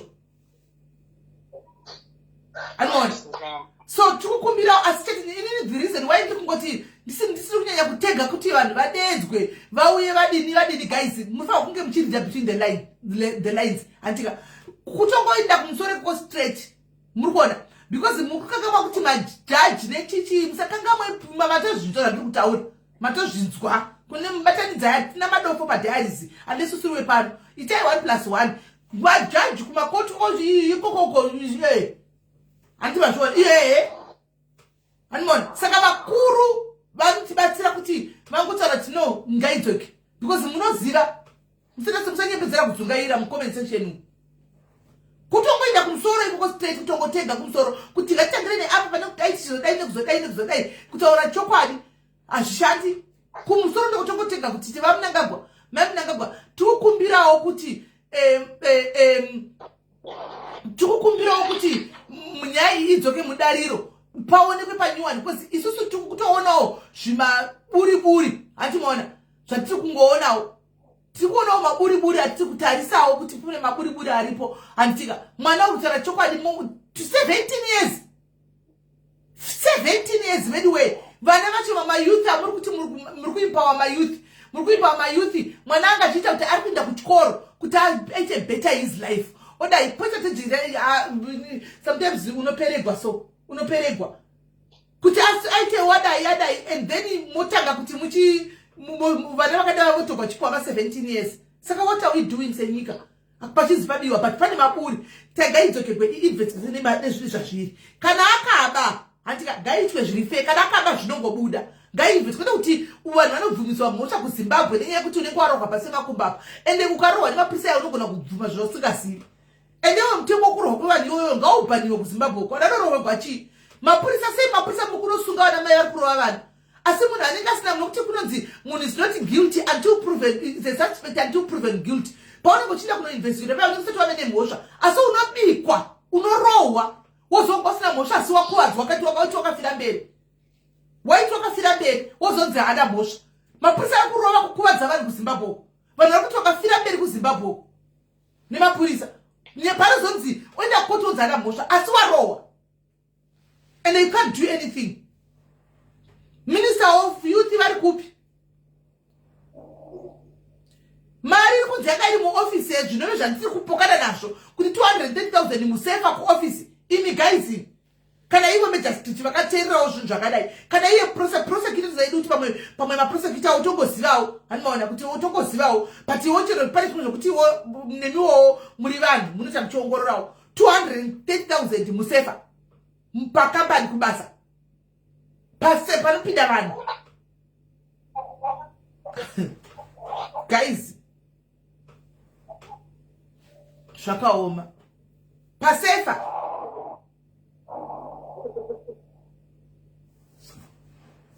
chako muofisi mugoiswa 230,000 guys kunzi ngaigaremo yozobiwa yodai amount ndo chero ndikamira pasi nemusoro pasi makumbari mudenga amount ndikuiramba 230,000 ndikutoiramba guys ndo yainisa mukomana 23 years amount yekunyepa isipo I don't know iwawa muridzi wekambani uchivata kuti unovata hope dzichitouya here knowing kuti you lied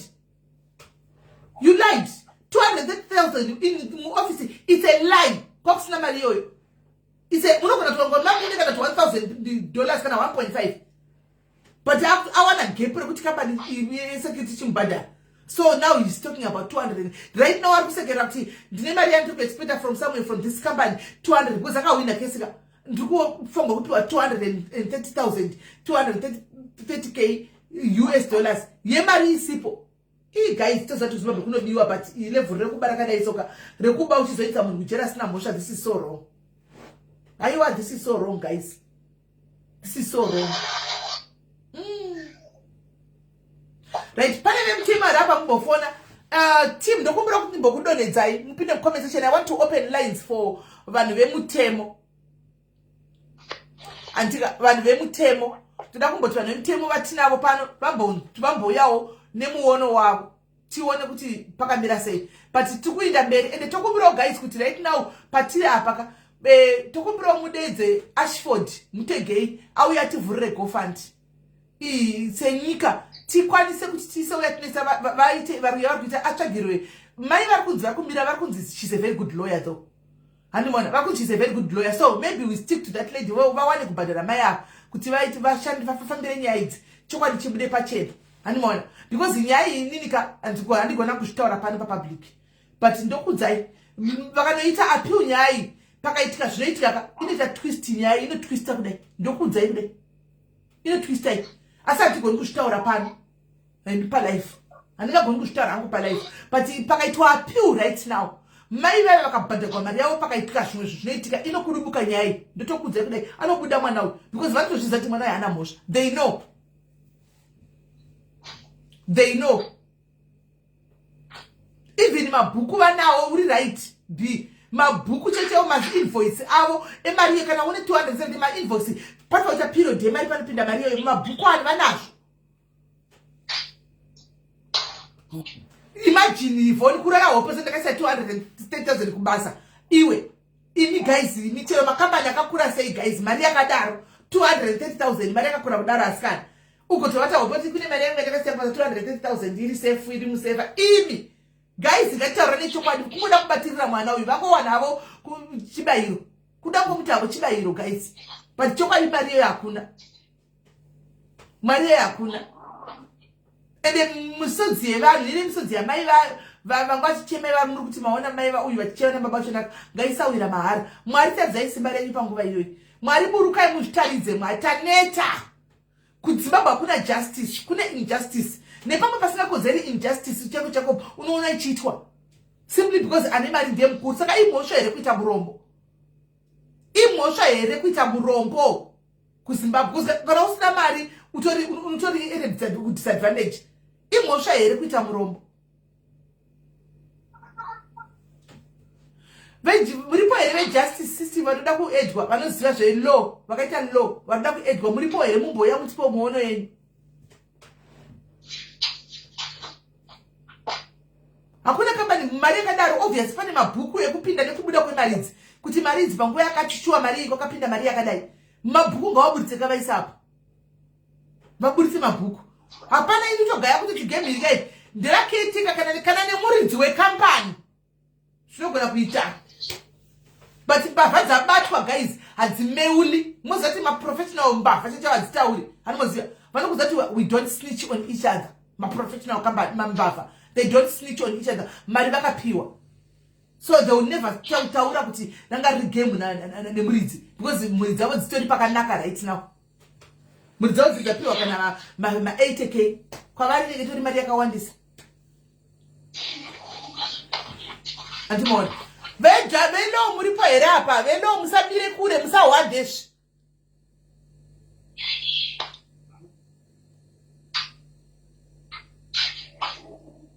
Velo budikira itoni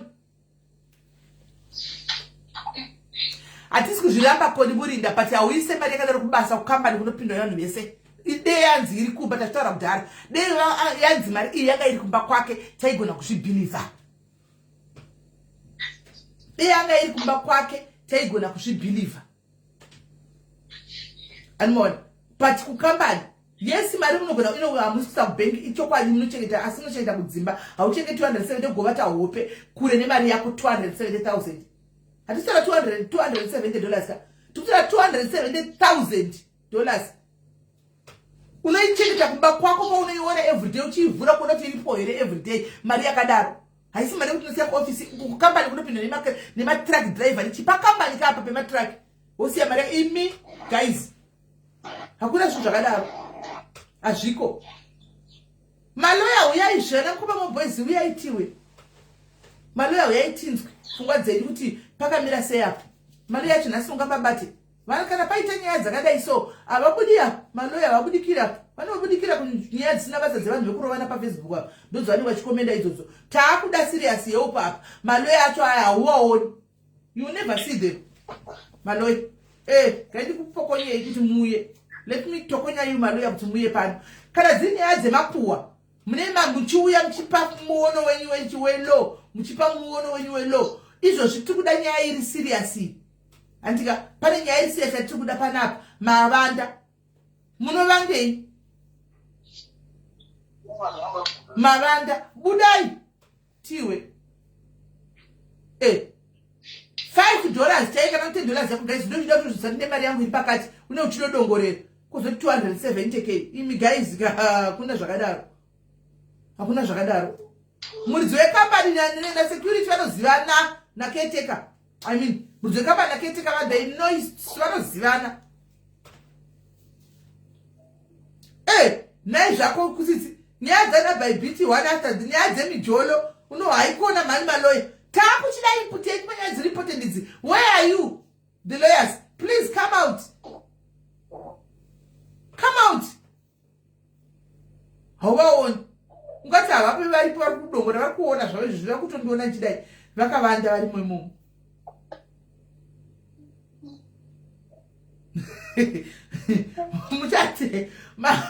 muchatega kuti havauyi havabudikiri apa idzi nyaya dzakadai ndopotoona unyanzvi hwawoka isi unyanzvi hwenyu mali hatimbozvioni isu muchitaura nyaya dzana by BT unyanzvi hwenyu ngahuye panyaya apa tione unyanzvi hwenyu maloya burukali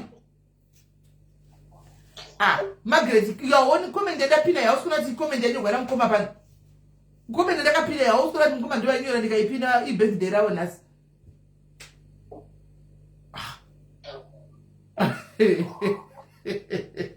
saka tongori neleya wari pana pasocial media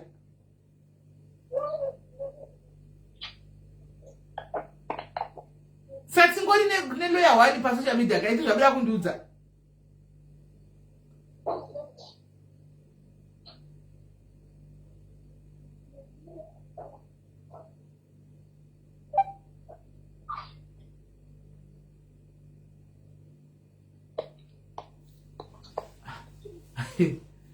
zvakaoma saka ngatushayiwa iro loya ipo pani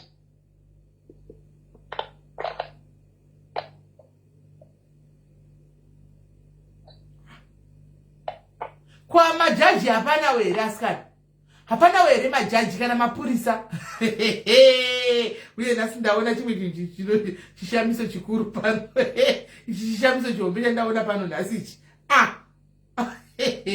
ko mapurisa nemajaji hamupo here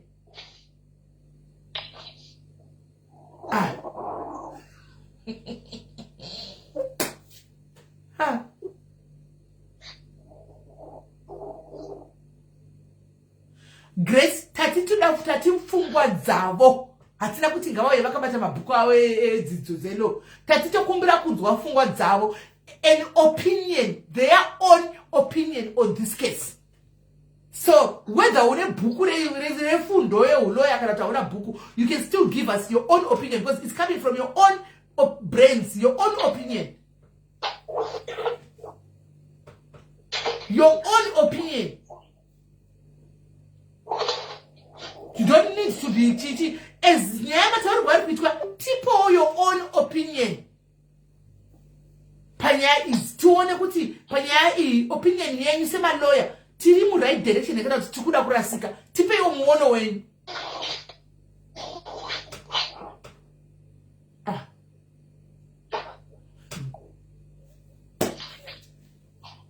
Zvakaoma.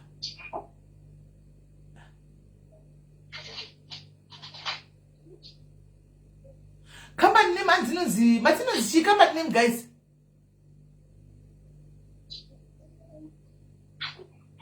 Atina problem so to device. We don't have a problem to device. We don't have a problem. I will also advise them to find a question from here. Makamenda what to the team. Makamenda what to the.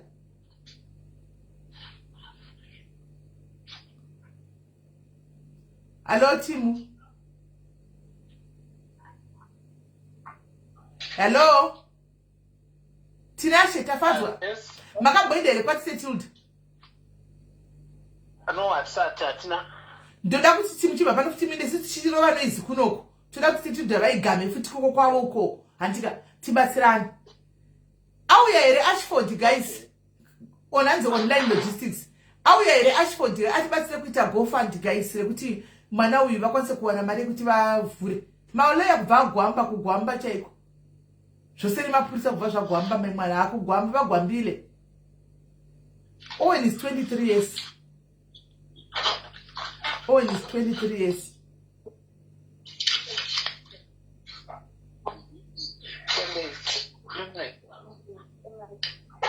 Chikuda kuti mukabva pana pamire kwatitira kana Tilda isu timhanye timire kunoku tichidai yauya alright lokade tichimira uti kunotidai Tilda vachisimudzira futi kokuta kuti Zimbabwe yese at large izive nyaya iyi.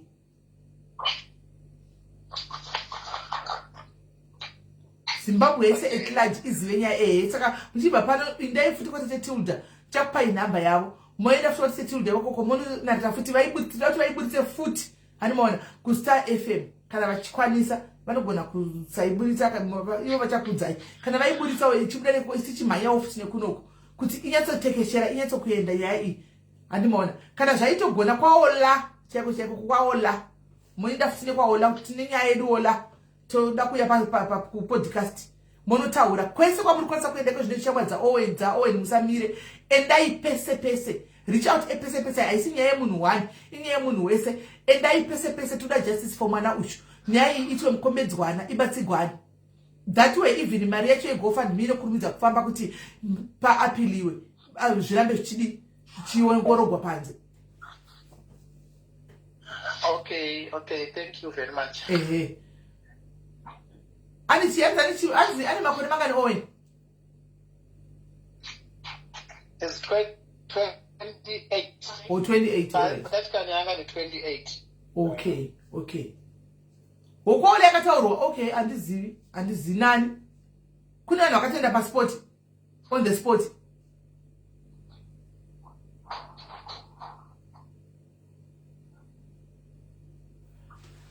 Chiro tsamba nhasi ndingadoinyora kuisa kuna president chaiko ndingadoinyora tsamba ndobva ndatoiona kuti inosvika sei kwa president ndingavanyorera tsamba nhasi kuti paitwe justice yemwana wedu wedu. Thank you Rosina. Ndingatovanyorera tsamba kuti isvike kwa president.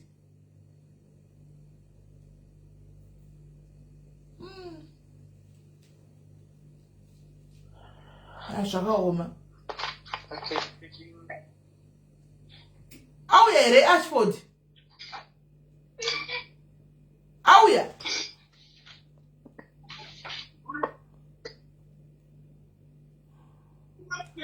GoFund. Ndofunga vakavata pamu.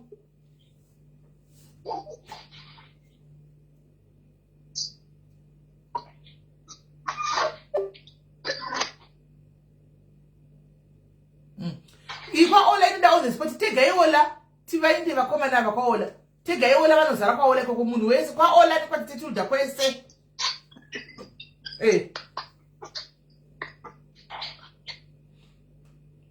mategeri mamamini dzinonetsa idzi kuna mamamini mudzimai dzinonetsa idzi dziri kutoda murume wavo vachivengwa kana kuti ananinkiri ivo mai president chaivo mai Auxilia Mnangagwa.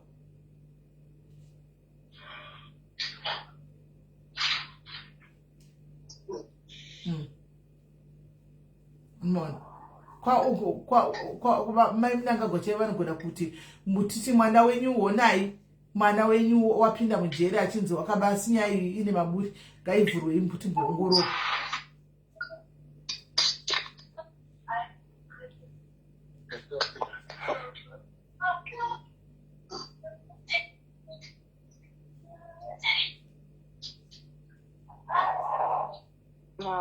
Thank you very much.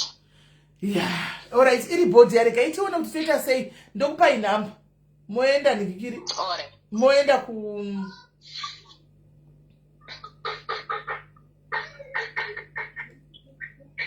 Moenda ku kwakwate Tilda ikoko nekwa Ola. Ndokupai namba pachidona ipapapa. Andizia. Alright, thank you. Alright, dear. Right, wanda kufona you guys. Tinitesara 30 minutes. Vanda kufona iwo tinzwe mono wenyu panyaya iyi. Malo yagwamba. Saka vanda kufona iyi tinzwe mono wenyu panyaya iyi.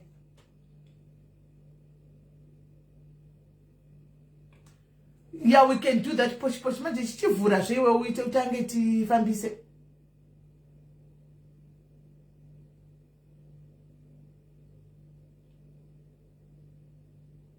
Pari pani day number 9 kwasarigwa madei machimoti vasvike pa15 kuti parudiwa 5k chete kuti vakwanise kuapila. Guys, parudiwa 5k chete kuti vakwanise kuapila. 5k ndo iri kudiwa.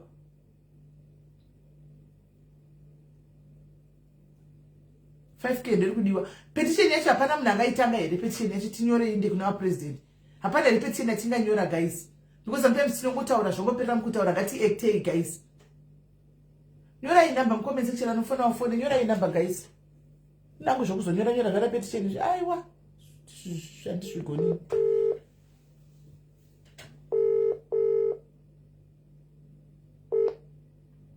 Hello.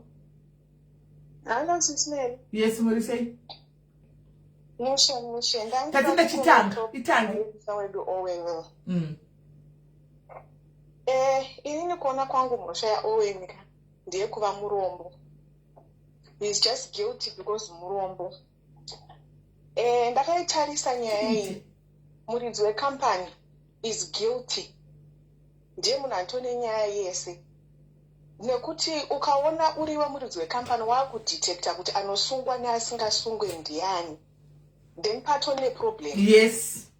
Kuti ari kubhadhara mapurisa, ari kubhadhara maprosecutor, akabhadhara judge. Ndinoda kukomenta kune vanhu vanga vachiisa mucomment section kuti lawyer racho rakadi kuzoagiwa zvakati, lawyer racho ndo rakatadza kupresenta nyaya, lawyer ndo rakazodii. Lawyer nyangwe dai akaburitsa evidence yakaita sei mukoti imomo, as long as nyaya iyi iri kudiscusswa kumabhawa, majaji nemaprosecutor vachibhadharwa, mwana uyu angasina kana chance. Inini mubvunzo wangu ndewekuti judiciary system nemapurisa ekuZimbabwe vaifana kuinvestigata munhu wese, including muridzi wecompany, including caretaker. Why asina kuinvestigatewa muridzi wecompany? Why akabva vatendera vakamualawa kuti ataure kuti uyu haasungwe noti muzukuru wangu handikwanise kumusungisa? Everyone is guilty panyaya iyi, including management yacho yese, until nyaya iyi panyatsobuda evidence. Vangasunge munhu oiswa mujeri otongerwa mutongo wakadaro pasina kana any shred of evidence whatsoever yekuti akakomita this crime. Hapana kana evidence iripo so far. Hapana evidence asofa hapana. Kungofire kudzanzi mari wambotaura kuti 5,000 saka sei yazoita 2.7 inowatora plus sei mbavha dzakupa mari. No. Vangadai vakatonyatso investigate nyaya haina kutoinvestigatewa because one mapurisa acho aibhadharwa. And I guarantee you 100% knowing judiciary system yemuZimbabwe, judge akatobhadharwa, vakasara voenda kukoti. Nyaya yatotambwa kudhara, yatopera kudhara. Vaitoziva verdict before they even went to the courts. Mosha ya Owen ndiye kuva murombo. Ndo mosha yake. Apa ndo pakuda social media kuti vanhu tichita noise. Vapiko vesocial media nongongwarira zvituko zvezvinyadzi. Vapipa unovawana panyaya dzakadai. Tinokwana kutoti tizvichinje because kutaura chokwadi mwana anofira mujeri for nothing. Chokwadi. For nothing. Kutaura chokwadi. Ende nyaya yakandau yaenda kukoti ka it's a public issue. Majaji waya yakadhira nenyaya, prosecution yakadhira nenyaya, mapurisa akadhira nenyaya, ngavaburitwe on public, masavo ngaiswe pajekerere. Because yagara itori public kudhara. Saka ngavataurwe muzita muridzi wecompany zita rake ngariburitsi kuti tizive zvakaitika. Ngava exposed vanhu ava because kutoitika izvezvi. Ende tikasiya zvinhu zvichienderera kutaura chokwadi pamberi paMwari. There is a boy ari mujeri muyaka asina mhosva. Imagine. Ari kungofira kuti murombo. Anobuda. Mwari variko, Mwari vari kunzwa, anobuda. This one Mwari vachaita lesson pane mwana uyu. It's going to be a lesson to so many people. Anobuda. Kutoda muna 2026. Yes, anobuda. Iyeyo ndiye achava an example. Anobuda. Iyeyo ngatova an example. Anobuda. Kuti yes, the justice can be saved in Zimbabwe. Iyeyo ndiye achatova example ya 2026 kuti justice can be saved in Zimbabwe. GoFundMe ngaigadzirwe, we are ready to put my 2 cents edu kuti mwana uyu abatsirwe. Aiwa kungwarira zvinyadzi. Kungwarira kutuka rino kazodai vacho. Ende vatukatirana ndingachite masocialite. Vanonyetsa kuti bhazi mazimwedzi waya vachanyetsa kuudza tiuyaya apa ndo patinoda kunyetsa kuona simba renyu riya rekutukana toda kuriona apa. Toda kuchida kuriona simba renyu. Muchiita ipoino izvi nenyaya. Vachabudikira izvi zvakatokosha kupfuura nyaya dzese dza 2025 dzaitika. I think this is one of the stories that has topped 2025. Saka ngatibatsirane chokwadi mwana uyu abuda. Mwana haana mhosva. Haana kutaura chokwadi. Ndosaka tiri kutsvaga Ashford kuti amboita GoFundMe vedu. Isusu GoFundMe taita maGoFundMe tinenge titori neimwe yatinayo atingahoiti maGoFundMe ndakwandoenda kudai guys. Saka tikakumbirawo Ashford munhu wemurume akaisa GoFundMe iyi inyaya yeZimbabwe. Ashford akasi munhu wezvinyadzi akaita iyo iGoFundMe toisira kuna Ashford ikoko. Inyaya dzekuti tinoshanda tose idzi tinoisira kuna Ashford ikoko. Ndiko toisira nyaya mari dzodzidzi.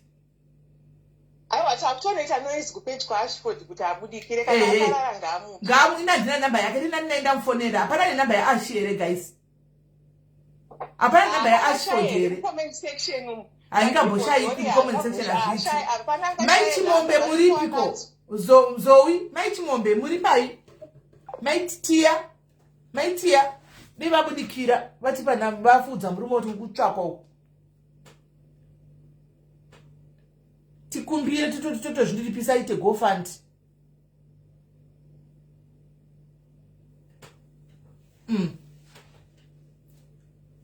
Haiwa, hanzi akarareka. Kwai dziri kuma 7 kuseni vamuka tikuda ningikiri. Tikuda ndingangona namba yake nditomubata ipapa. Hakuna here kupage kwake namba yoyo. Hanzi anonzi Owen andisema prayers andizivi but Owen zvakaoma.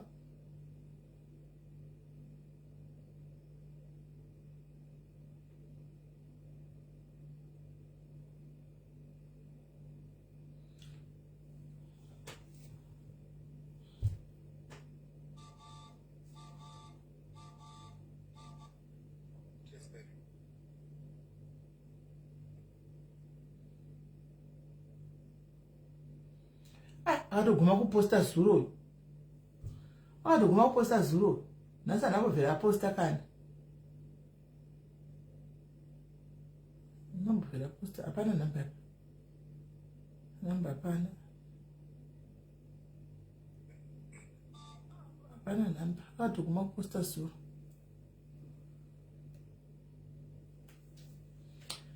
Right guys, akatoguma zuro kuposta. Anenge asina kutombopinda pa social media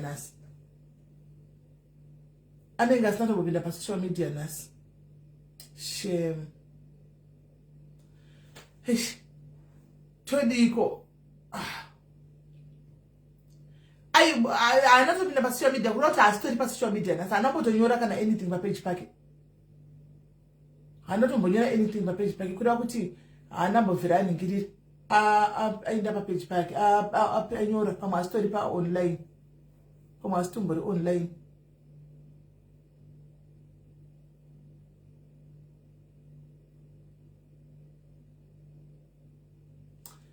Ana de atouya hapo. Asi online guys. Nyaya inogwadzai.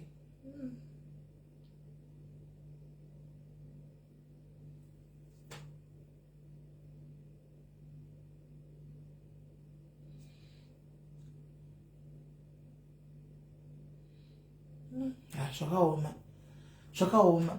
Aiwa asi online pamwe ngaenda kubasa ka guys. Pamwe ari kubasa ka kumabasa kune kusingadibvumidzi mafoni. Pamwe ari kumabasa kune kusingadiwi mafoni.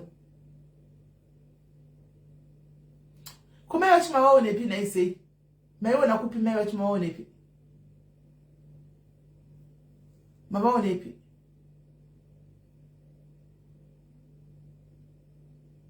Mufone, thank you Simave, mufonere. Gaiti mbomira fone gwena Simave, mufonere.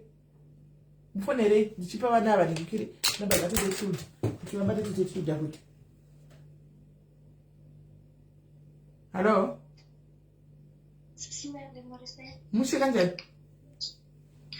handiri right inangu handina zvakawanda zvandoda kutaura ndachingokumbirawo kuti kana pane vari padhuze nepanogara vabereki vaoweni vamboenda vachivakamfotawo vachivapa hopu kuti aiwa panobudika mashoko ataura baba namama asi right tinogona kurusa vabereki sekutamba sekuseka saka tokumbirawo kana pane vanogara padhuze navo vapoto vachinovacheka vachivapawo hopu kuti panobudika. Shame. Alright, thank you. Aiwa ndiwoni mana Zinflix andiwoni zvezvemapeji zvemakuhwa zvongofambisa ngotora nyaya yevanhu kungo chino Zinflix icho chiya chinge chingoita basa remakuhwa ngotora nyaya dzavanhu chingo no man zvakaoma. Sharpshooter unoona kuti ndinoda kuti munhu akatanga GoFundMe andika like iyewo chirume Ashford nevarume vanopindira andiona nevarume vanopindira ndozvadati chidira Ashford atange GoFundMe nevarume vanobva vapindira zvoti inonyatsa kufamba fast andiona ndozvadati tikudawo kuti ite nyaya yemunhu wese anditiona Ashford akangotanga vanhu vese nevarume vanobva vapindirawo.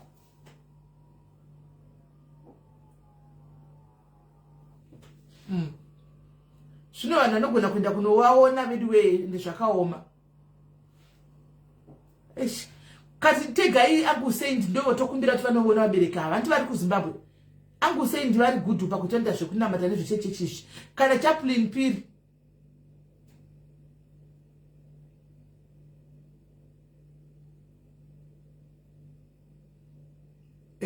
kana Chaplain Piri chaiwo guys kutokumbira chako vainde kumunona baba namai avashaura navo pandoda munhu ndanoziva Mwari apa anoita zvekunamata apadi vanhu vemashavi nokuti baba vacho namai vacho vanoita zvekunamata apadi vanhu vemashavi zvakanaka mbomira yenyu asi apa pasi penyu panoda vanhu vanoita zvekunamata. Mona so guys vanokwanisa kuti muningirira handizita kuti vanogara kupi but vari kunza kuzi baba vazotsvagwa hanimona ngatibatei Uncle Saint kana kuti anti Chaplain Piri evategei vese vanokwanisa kuenda kana kuti kwarisape vainde Uncle Saint chibva imavatega vauye vaindeko kuvadhiraivhi vanangeko kuzimbo live aiwa kuzimbo live ndichanoona kuzimbo live ndichanoona.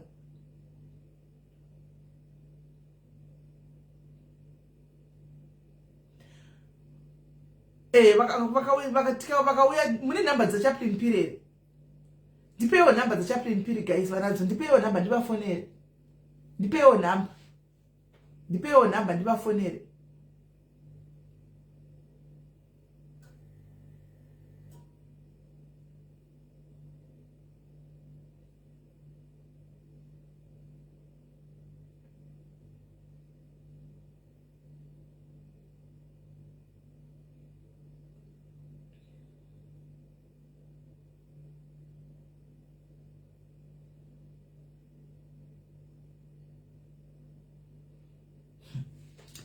Panyaya dzakadai vanhu vanomira kure vedu asi nyaya idzi yakati nyaya maira sina naBhayibhiti zvinhu vakazara pano vachida kumanyisa nyaya dzanaBhayibhiti idzi.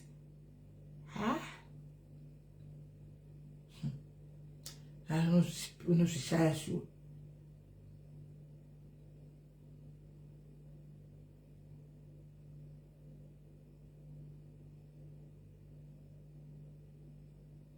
Ndipe namba dzaUncle Saint wacho kana dzaChaplain Piri.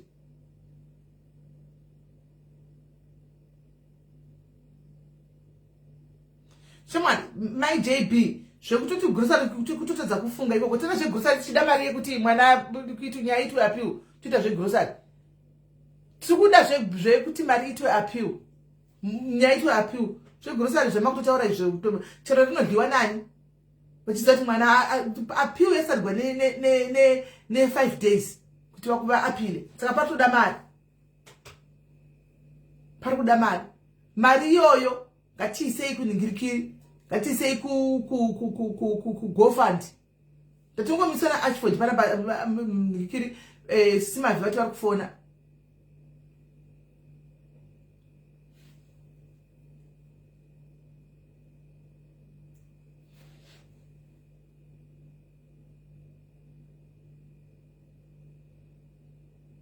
naye gurusa rojika mwana ari mukati shuwa paunoda mari yeloya panapa kuti awane 5000 yataugwa yaya ende kwasara 5 days shei augoni kundipawo here kuseri ende maiwira yaita rikanditotora kuitora ipapa pawatoisa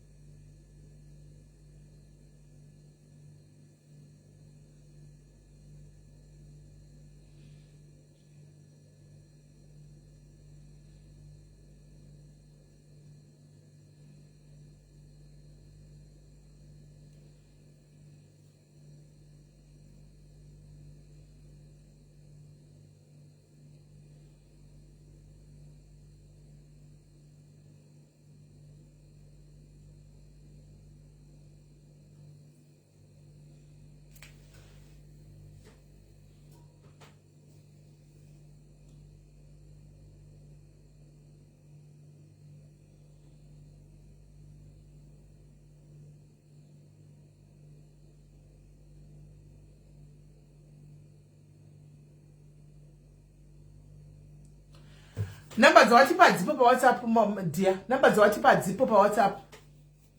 Number zawatipa dzipo pa WhatsApp. Number zawatipa za chaplain period dzipo pa WhatsApp. Tipe number chat. Izo number dzipo pa WhatsApp izo.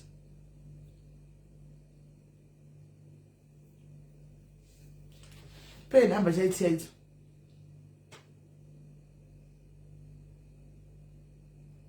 And I eat in and I eat in 5 days for sure I eat. Was we would have again to have my days, it is sure 5 days I eat. So point was saying. Point was say, guys.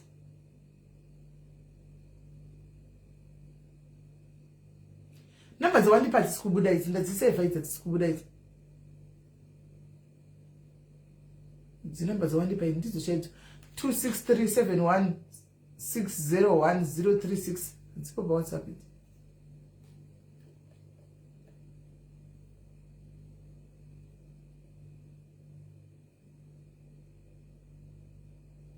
And this Buddha. Hello? Hello? Hello?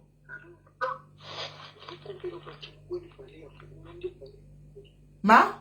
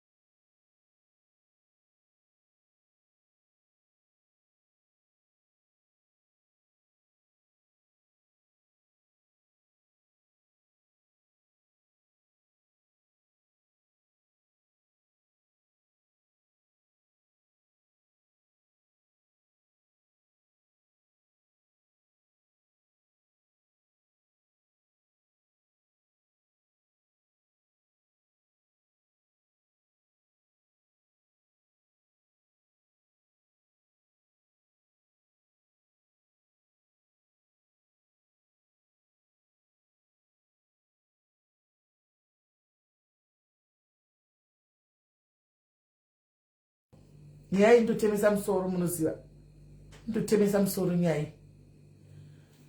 guys ndikuchagawo nhamba dati nhamba dzese vanhu vava vapo havana kuhere zvakaoma havana kuhere tikumbire vana navabereki vedu veguys ka apa Ashford hapo toenda kupedya Ashford here toenda kupedya Ashford tonokumbira gofund titoida zvanhasi guys but gofund iri kunzi mari yacho futi still haisviki saka pari kutodiwa mari iyi as fast as possible kuti vakwanise kuti paitwe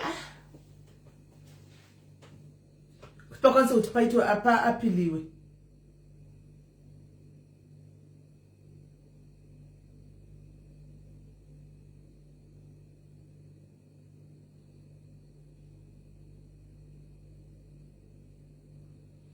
hanzi shingizi wangu anogona kuti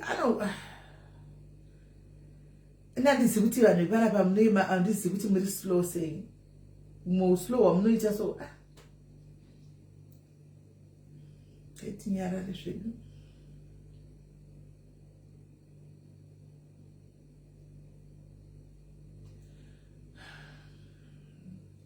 regai ndidzokorodze hanzi aripo Ashi mamuonepi ngauye ka Ashi mutegei wauya tina namba yake nditamufonera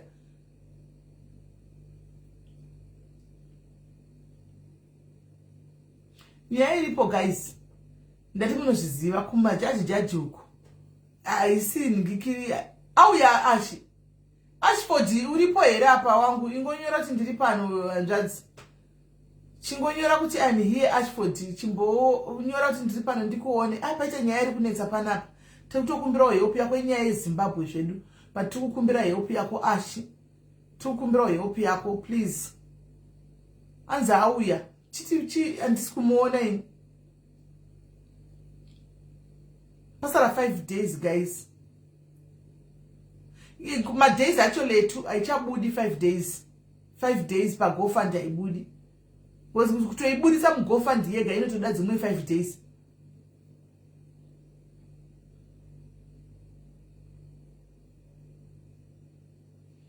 tikutaura 5k ifungai we are talking of 5k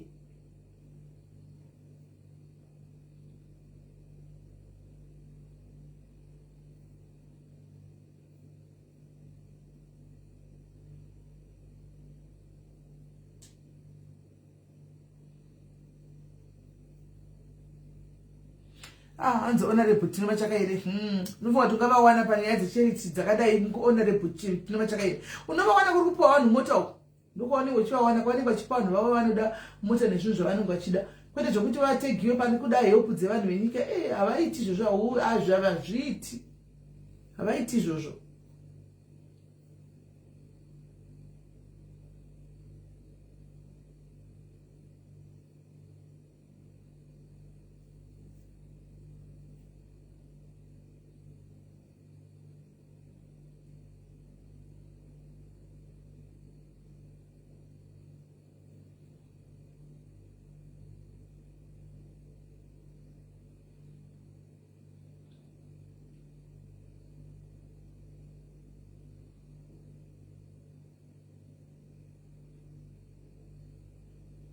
guys ndasarwa nima minutes mangani ndikuenda kubasa ndasarwa nima minutes mangani ndasarwa ne 4 minutes ndikuenda ndadonorara ndinde kubasa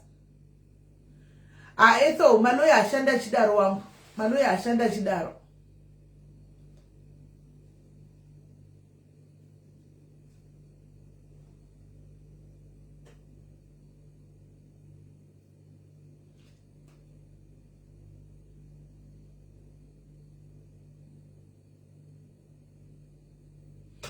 hanzi honorable Zondai makadiko murive honorable wekupi kwenu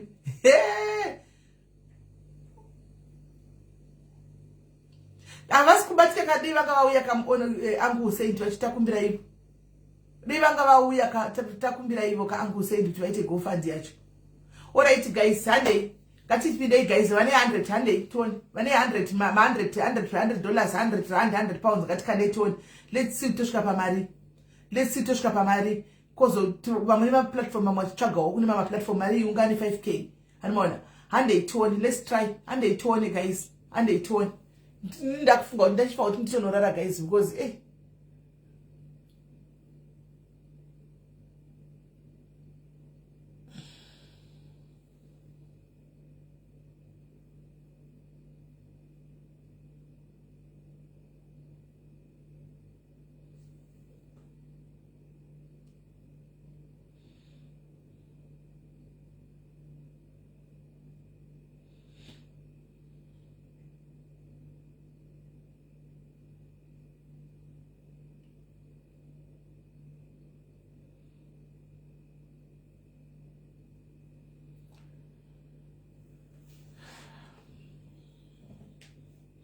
guys handei tione mari yacho kuiswa kupi then aripo who is there aripo ndiani aripo mcomment section angavepo ndiani ari mcomment section ndiani leto ari kugermany inobva yanetsa account yekugermany inobva yanetsa leto ndewe paypal chete leto isa paypal yako kundai isa account details ako ende rile mchimbe rile nipa muromo ende zvandonditira hazvakaoma guys ndokumuromise vanhu ngikiri guys ma details pane aripo here pamwe hapana admin cho aripo futi pamwe hapana aripo pamwe taiona taisvika pamari hanmon pamwe taiona pamwe taitogona kutosvika kana mu2k tikasvika mu2k kosagwa handisi kuona admin aripo hapana admin aripo right pane paypal chete paiswa paypal chete paypal iyo bane ma-account details ngauye kundai kana une ma-account details leto anawo ma-account details problem ndeyekuti ndeye kugermany hanmon ari kune germany saka vanhu akwanana vachida yeuk saka paypal iyo iripo iyo paypal iyo iripo iyo haidi wacho neyachona inotonetsa ndeye mwana anonzi kwayani owen uyoyo kwanzi kosadwa 5 days kuti vaapile saka pari kudiwa 5,000 pari kudiwa 5,000 saka tamboti gofund tikaona kuti gofund yacho pa5 days inononoka hainogona kusabuda because kuzoiapply kuzodini saka takutongoita zvekeshi tione guys mapaypal ayo leto inenge yariflete taura kuti mari yakati tizive indingangoona ukangoita 5 minutes musina kuisa inda kutoenda ini guys iyo ma-account details ayo mama ndozvipina sei manje ndozvipina sei because ndakatopina apa kwakunda inenge ichibva ayo ma-account details ayo akunda yayo ma-account details ayo isai tione ndakakula hangu down isai ndione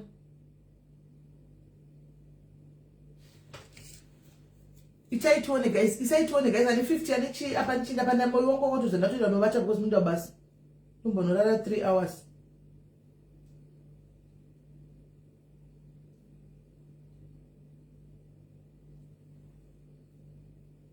madetails akapinwa ayo guys name apa ndikutokreva kuti jollof rice name ndingasaka ndingafuta here ndikadyawo ne one day name jollof rice ya pane pandingabva ndatongofuta here nhasi zvakaoma muchiisa kamari ndichidlangu andambodla ndichidlangu jollof rice zvino inoita here ndingatofuta here ne one day wedwe zvinizvi right handeitione guys isaitione guys handeitione guys andambodya handeitione guys handeitione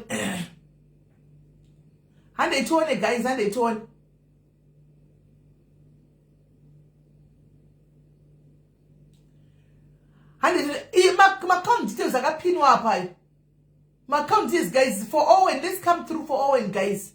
Let's see tosvika papi ma-account details ayaripo aya handeitione apa pane rimwe ririmo rakasara ratakangotora nezuro kubasa kwedu rakaitwa jollof rice ndakangotora kupati kubasa uko takangozitora iranga rakawandisa ranga rasara. Thank you Ezone 100 rand. I now have 40. Thank you. Kune 40 kwaiswa 40. Thank you Leah. Kune 40 pounds guys handei akaenda vakaenda kubulawayo vakazodzoka kuti kwakudiwa dzimwe mari dzechichi tikati isusu takupai vaenda vakaenda kubulawayo nemwana saka vauya vachichivai kurudiwa dzimwe mari kati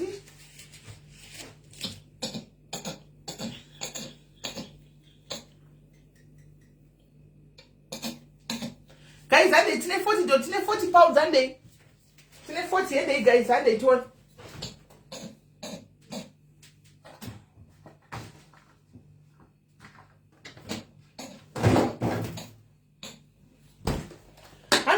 tripa 40 handei guys tripa 40 handei tuone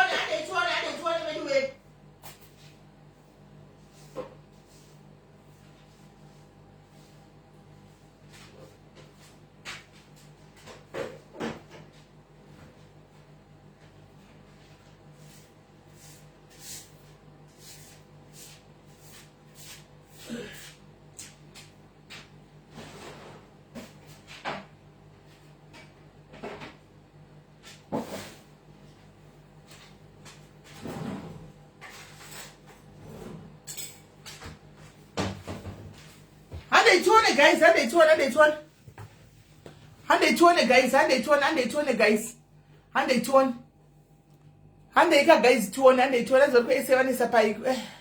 apana werwe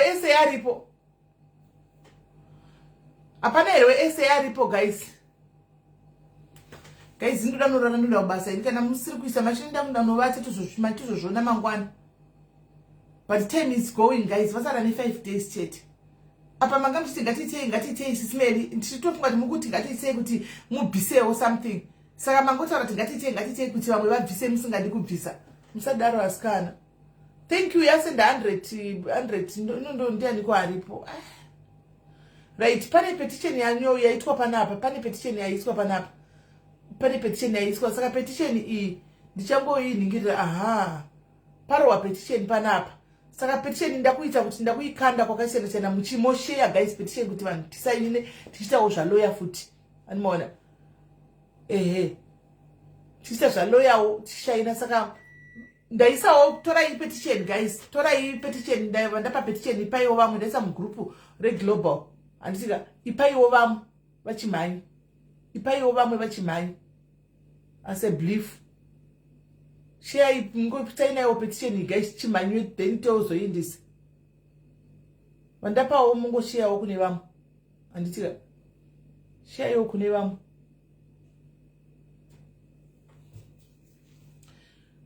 Amusikuisa mari here guys. Makomenzi amira kufamba kana kuti vanhu vamira kutaura, I don't know.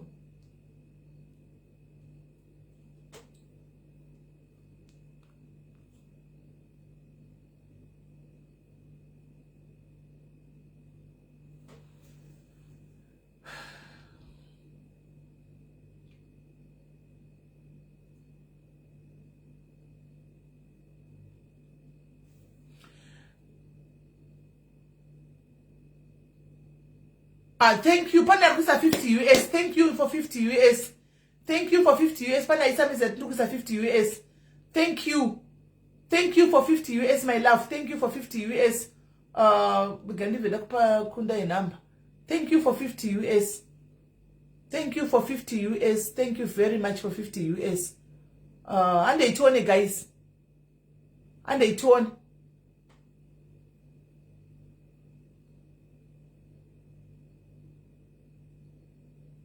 And they told pani 50 US and just gonna call us and pakunda number to tabate call. And they told him, guys.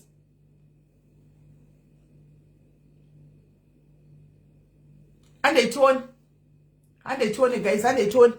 I think they told guys, and they told. And they told.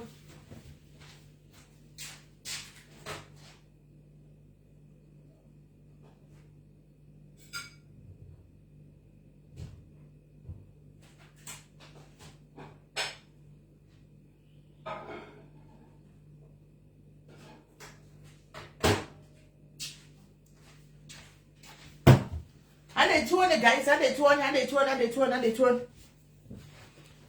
turn. And special I'm scusa. Iri kwatiri kuvura. Iri kuvura andisi kuti chichi kwakauri.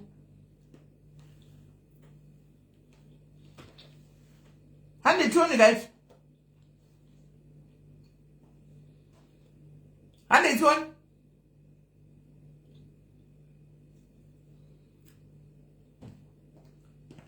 And they turn guys.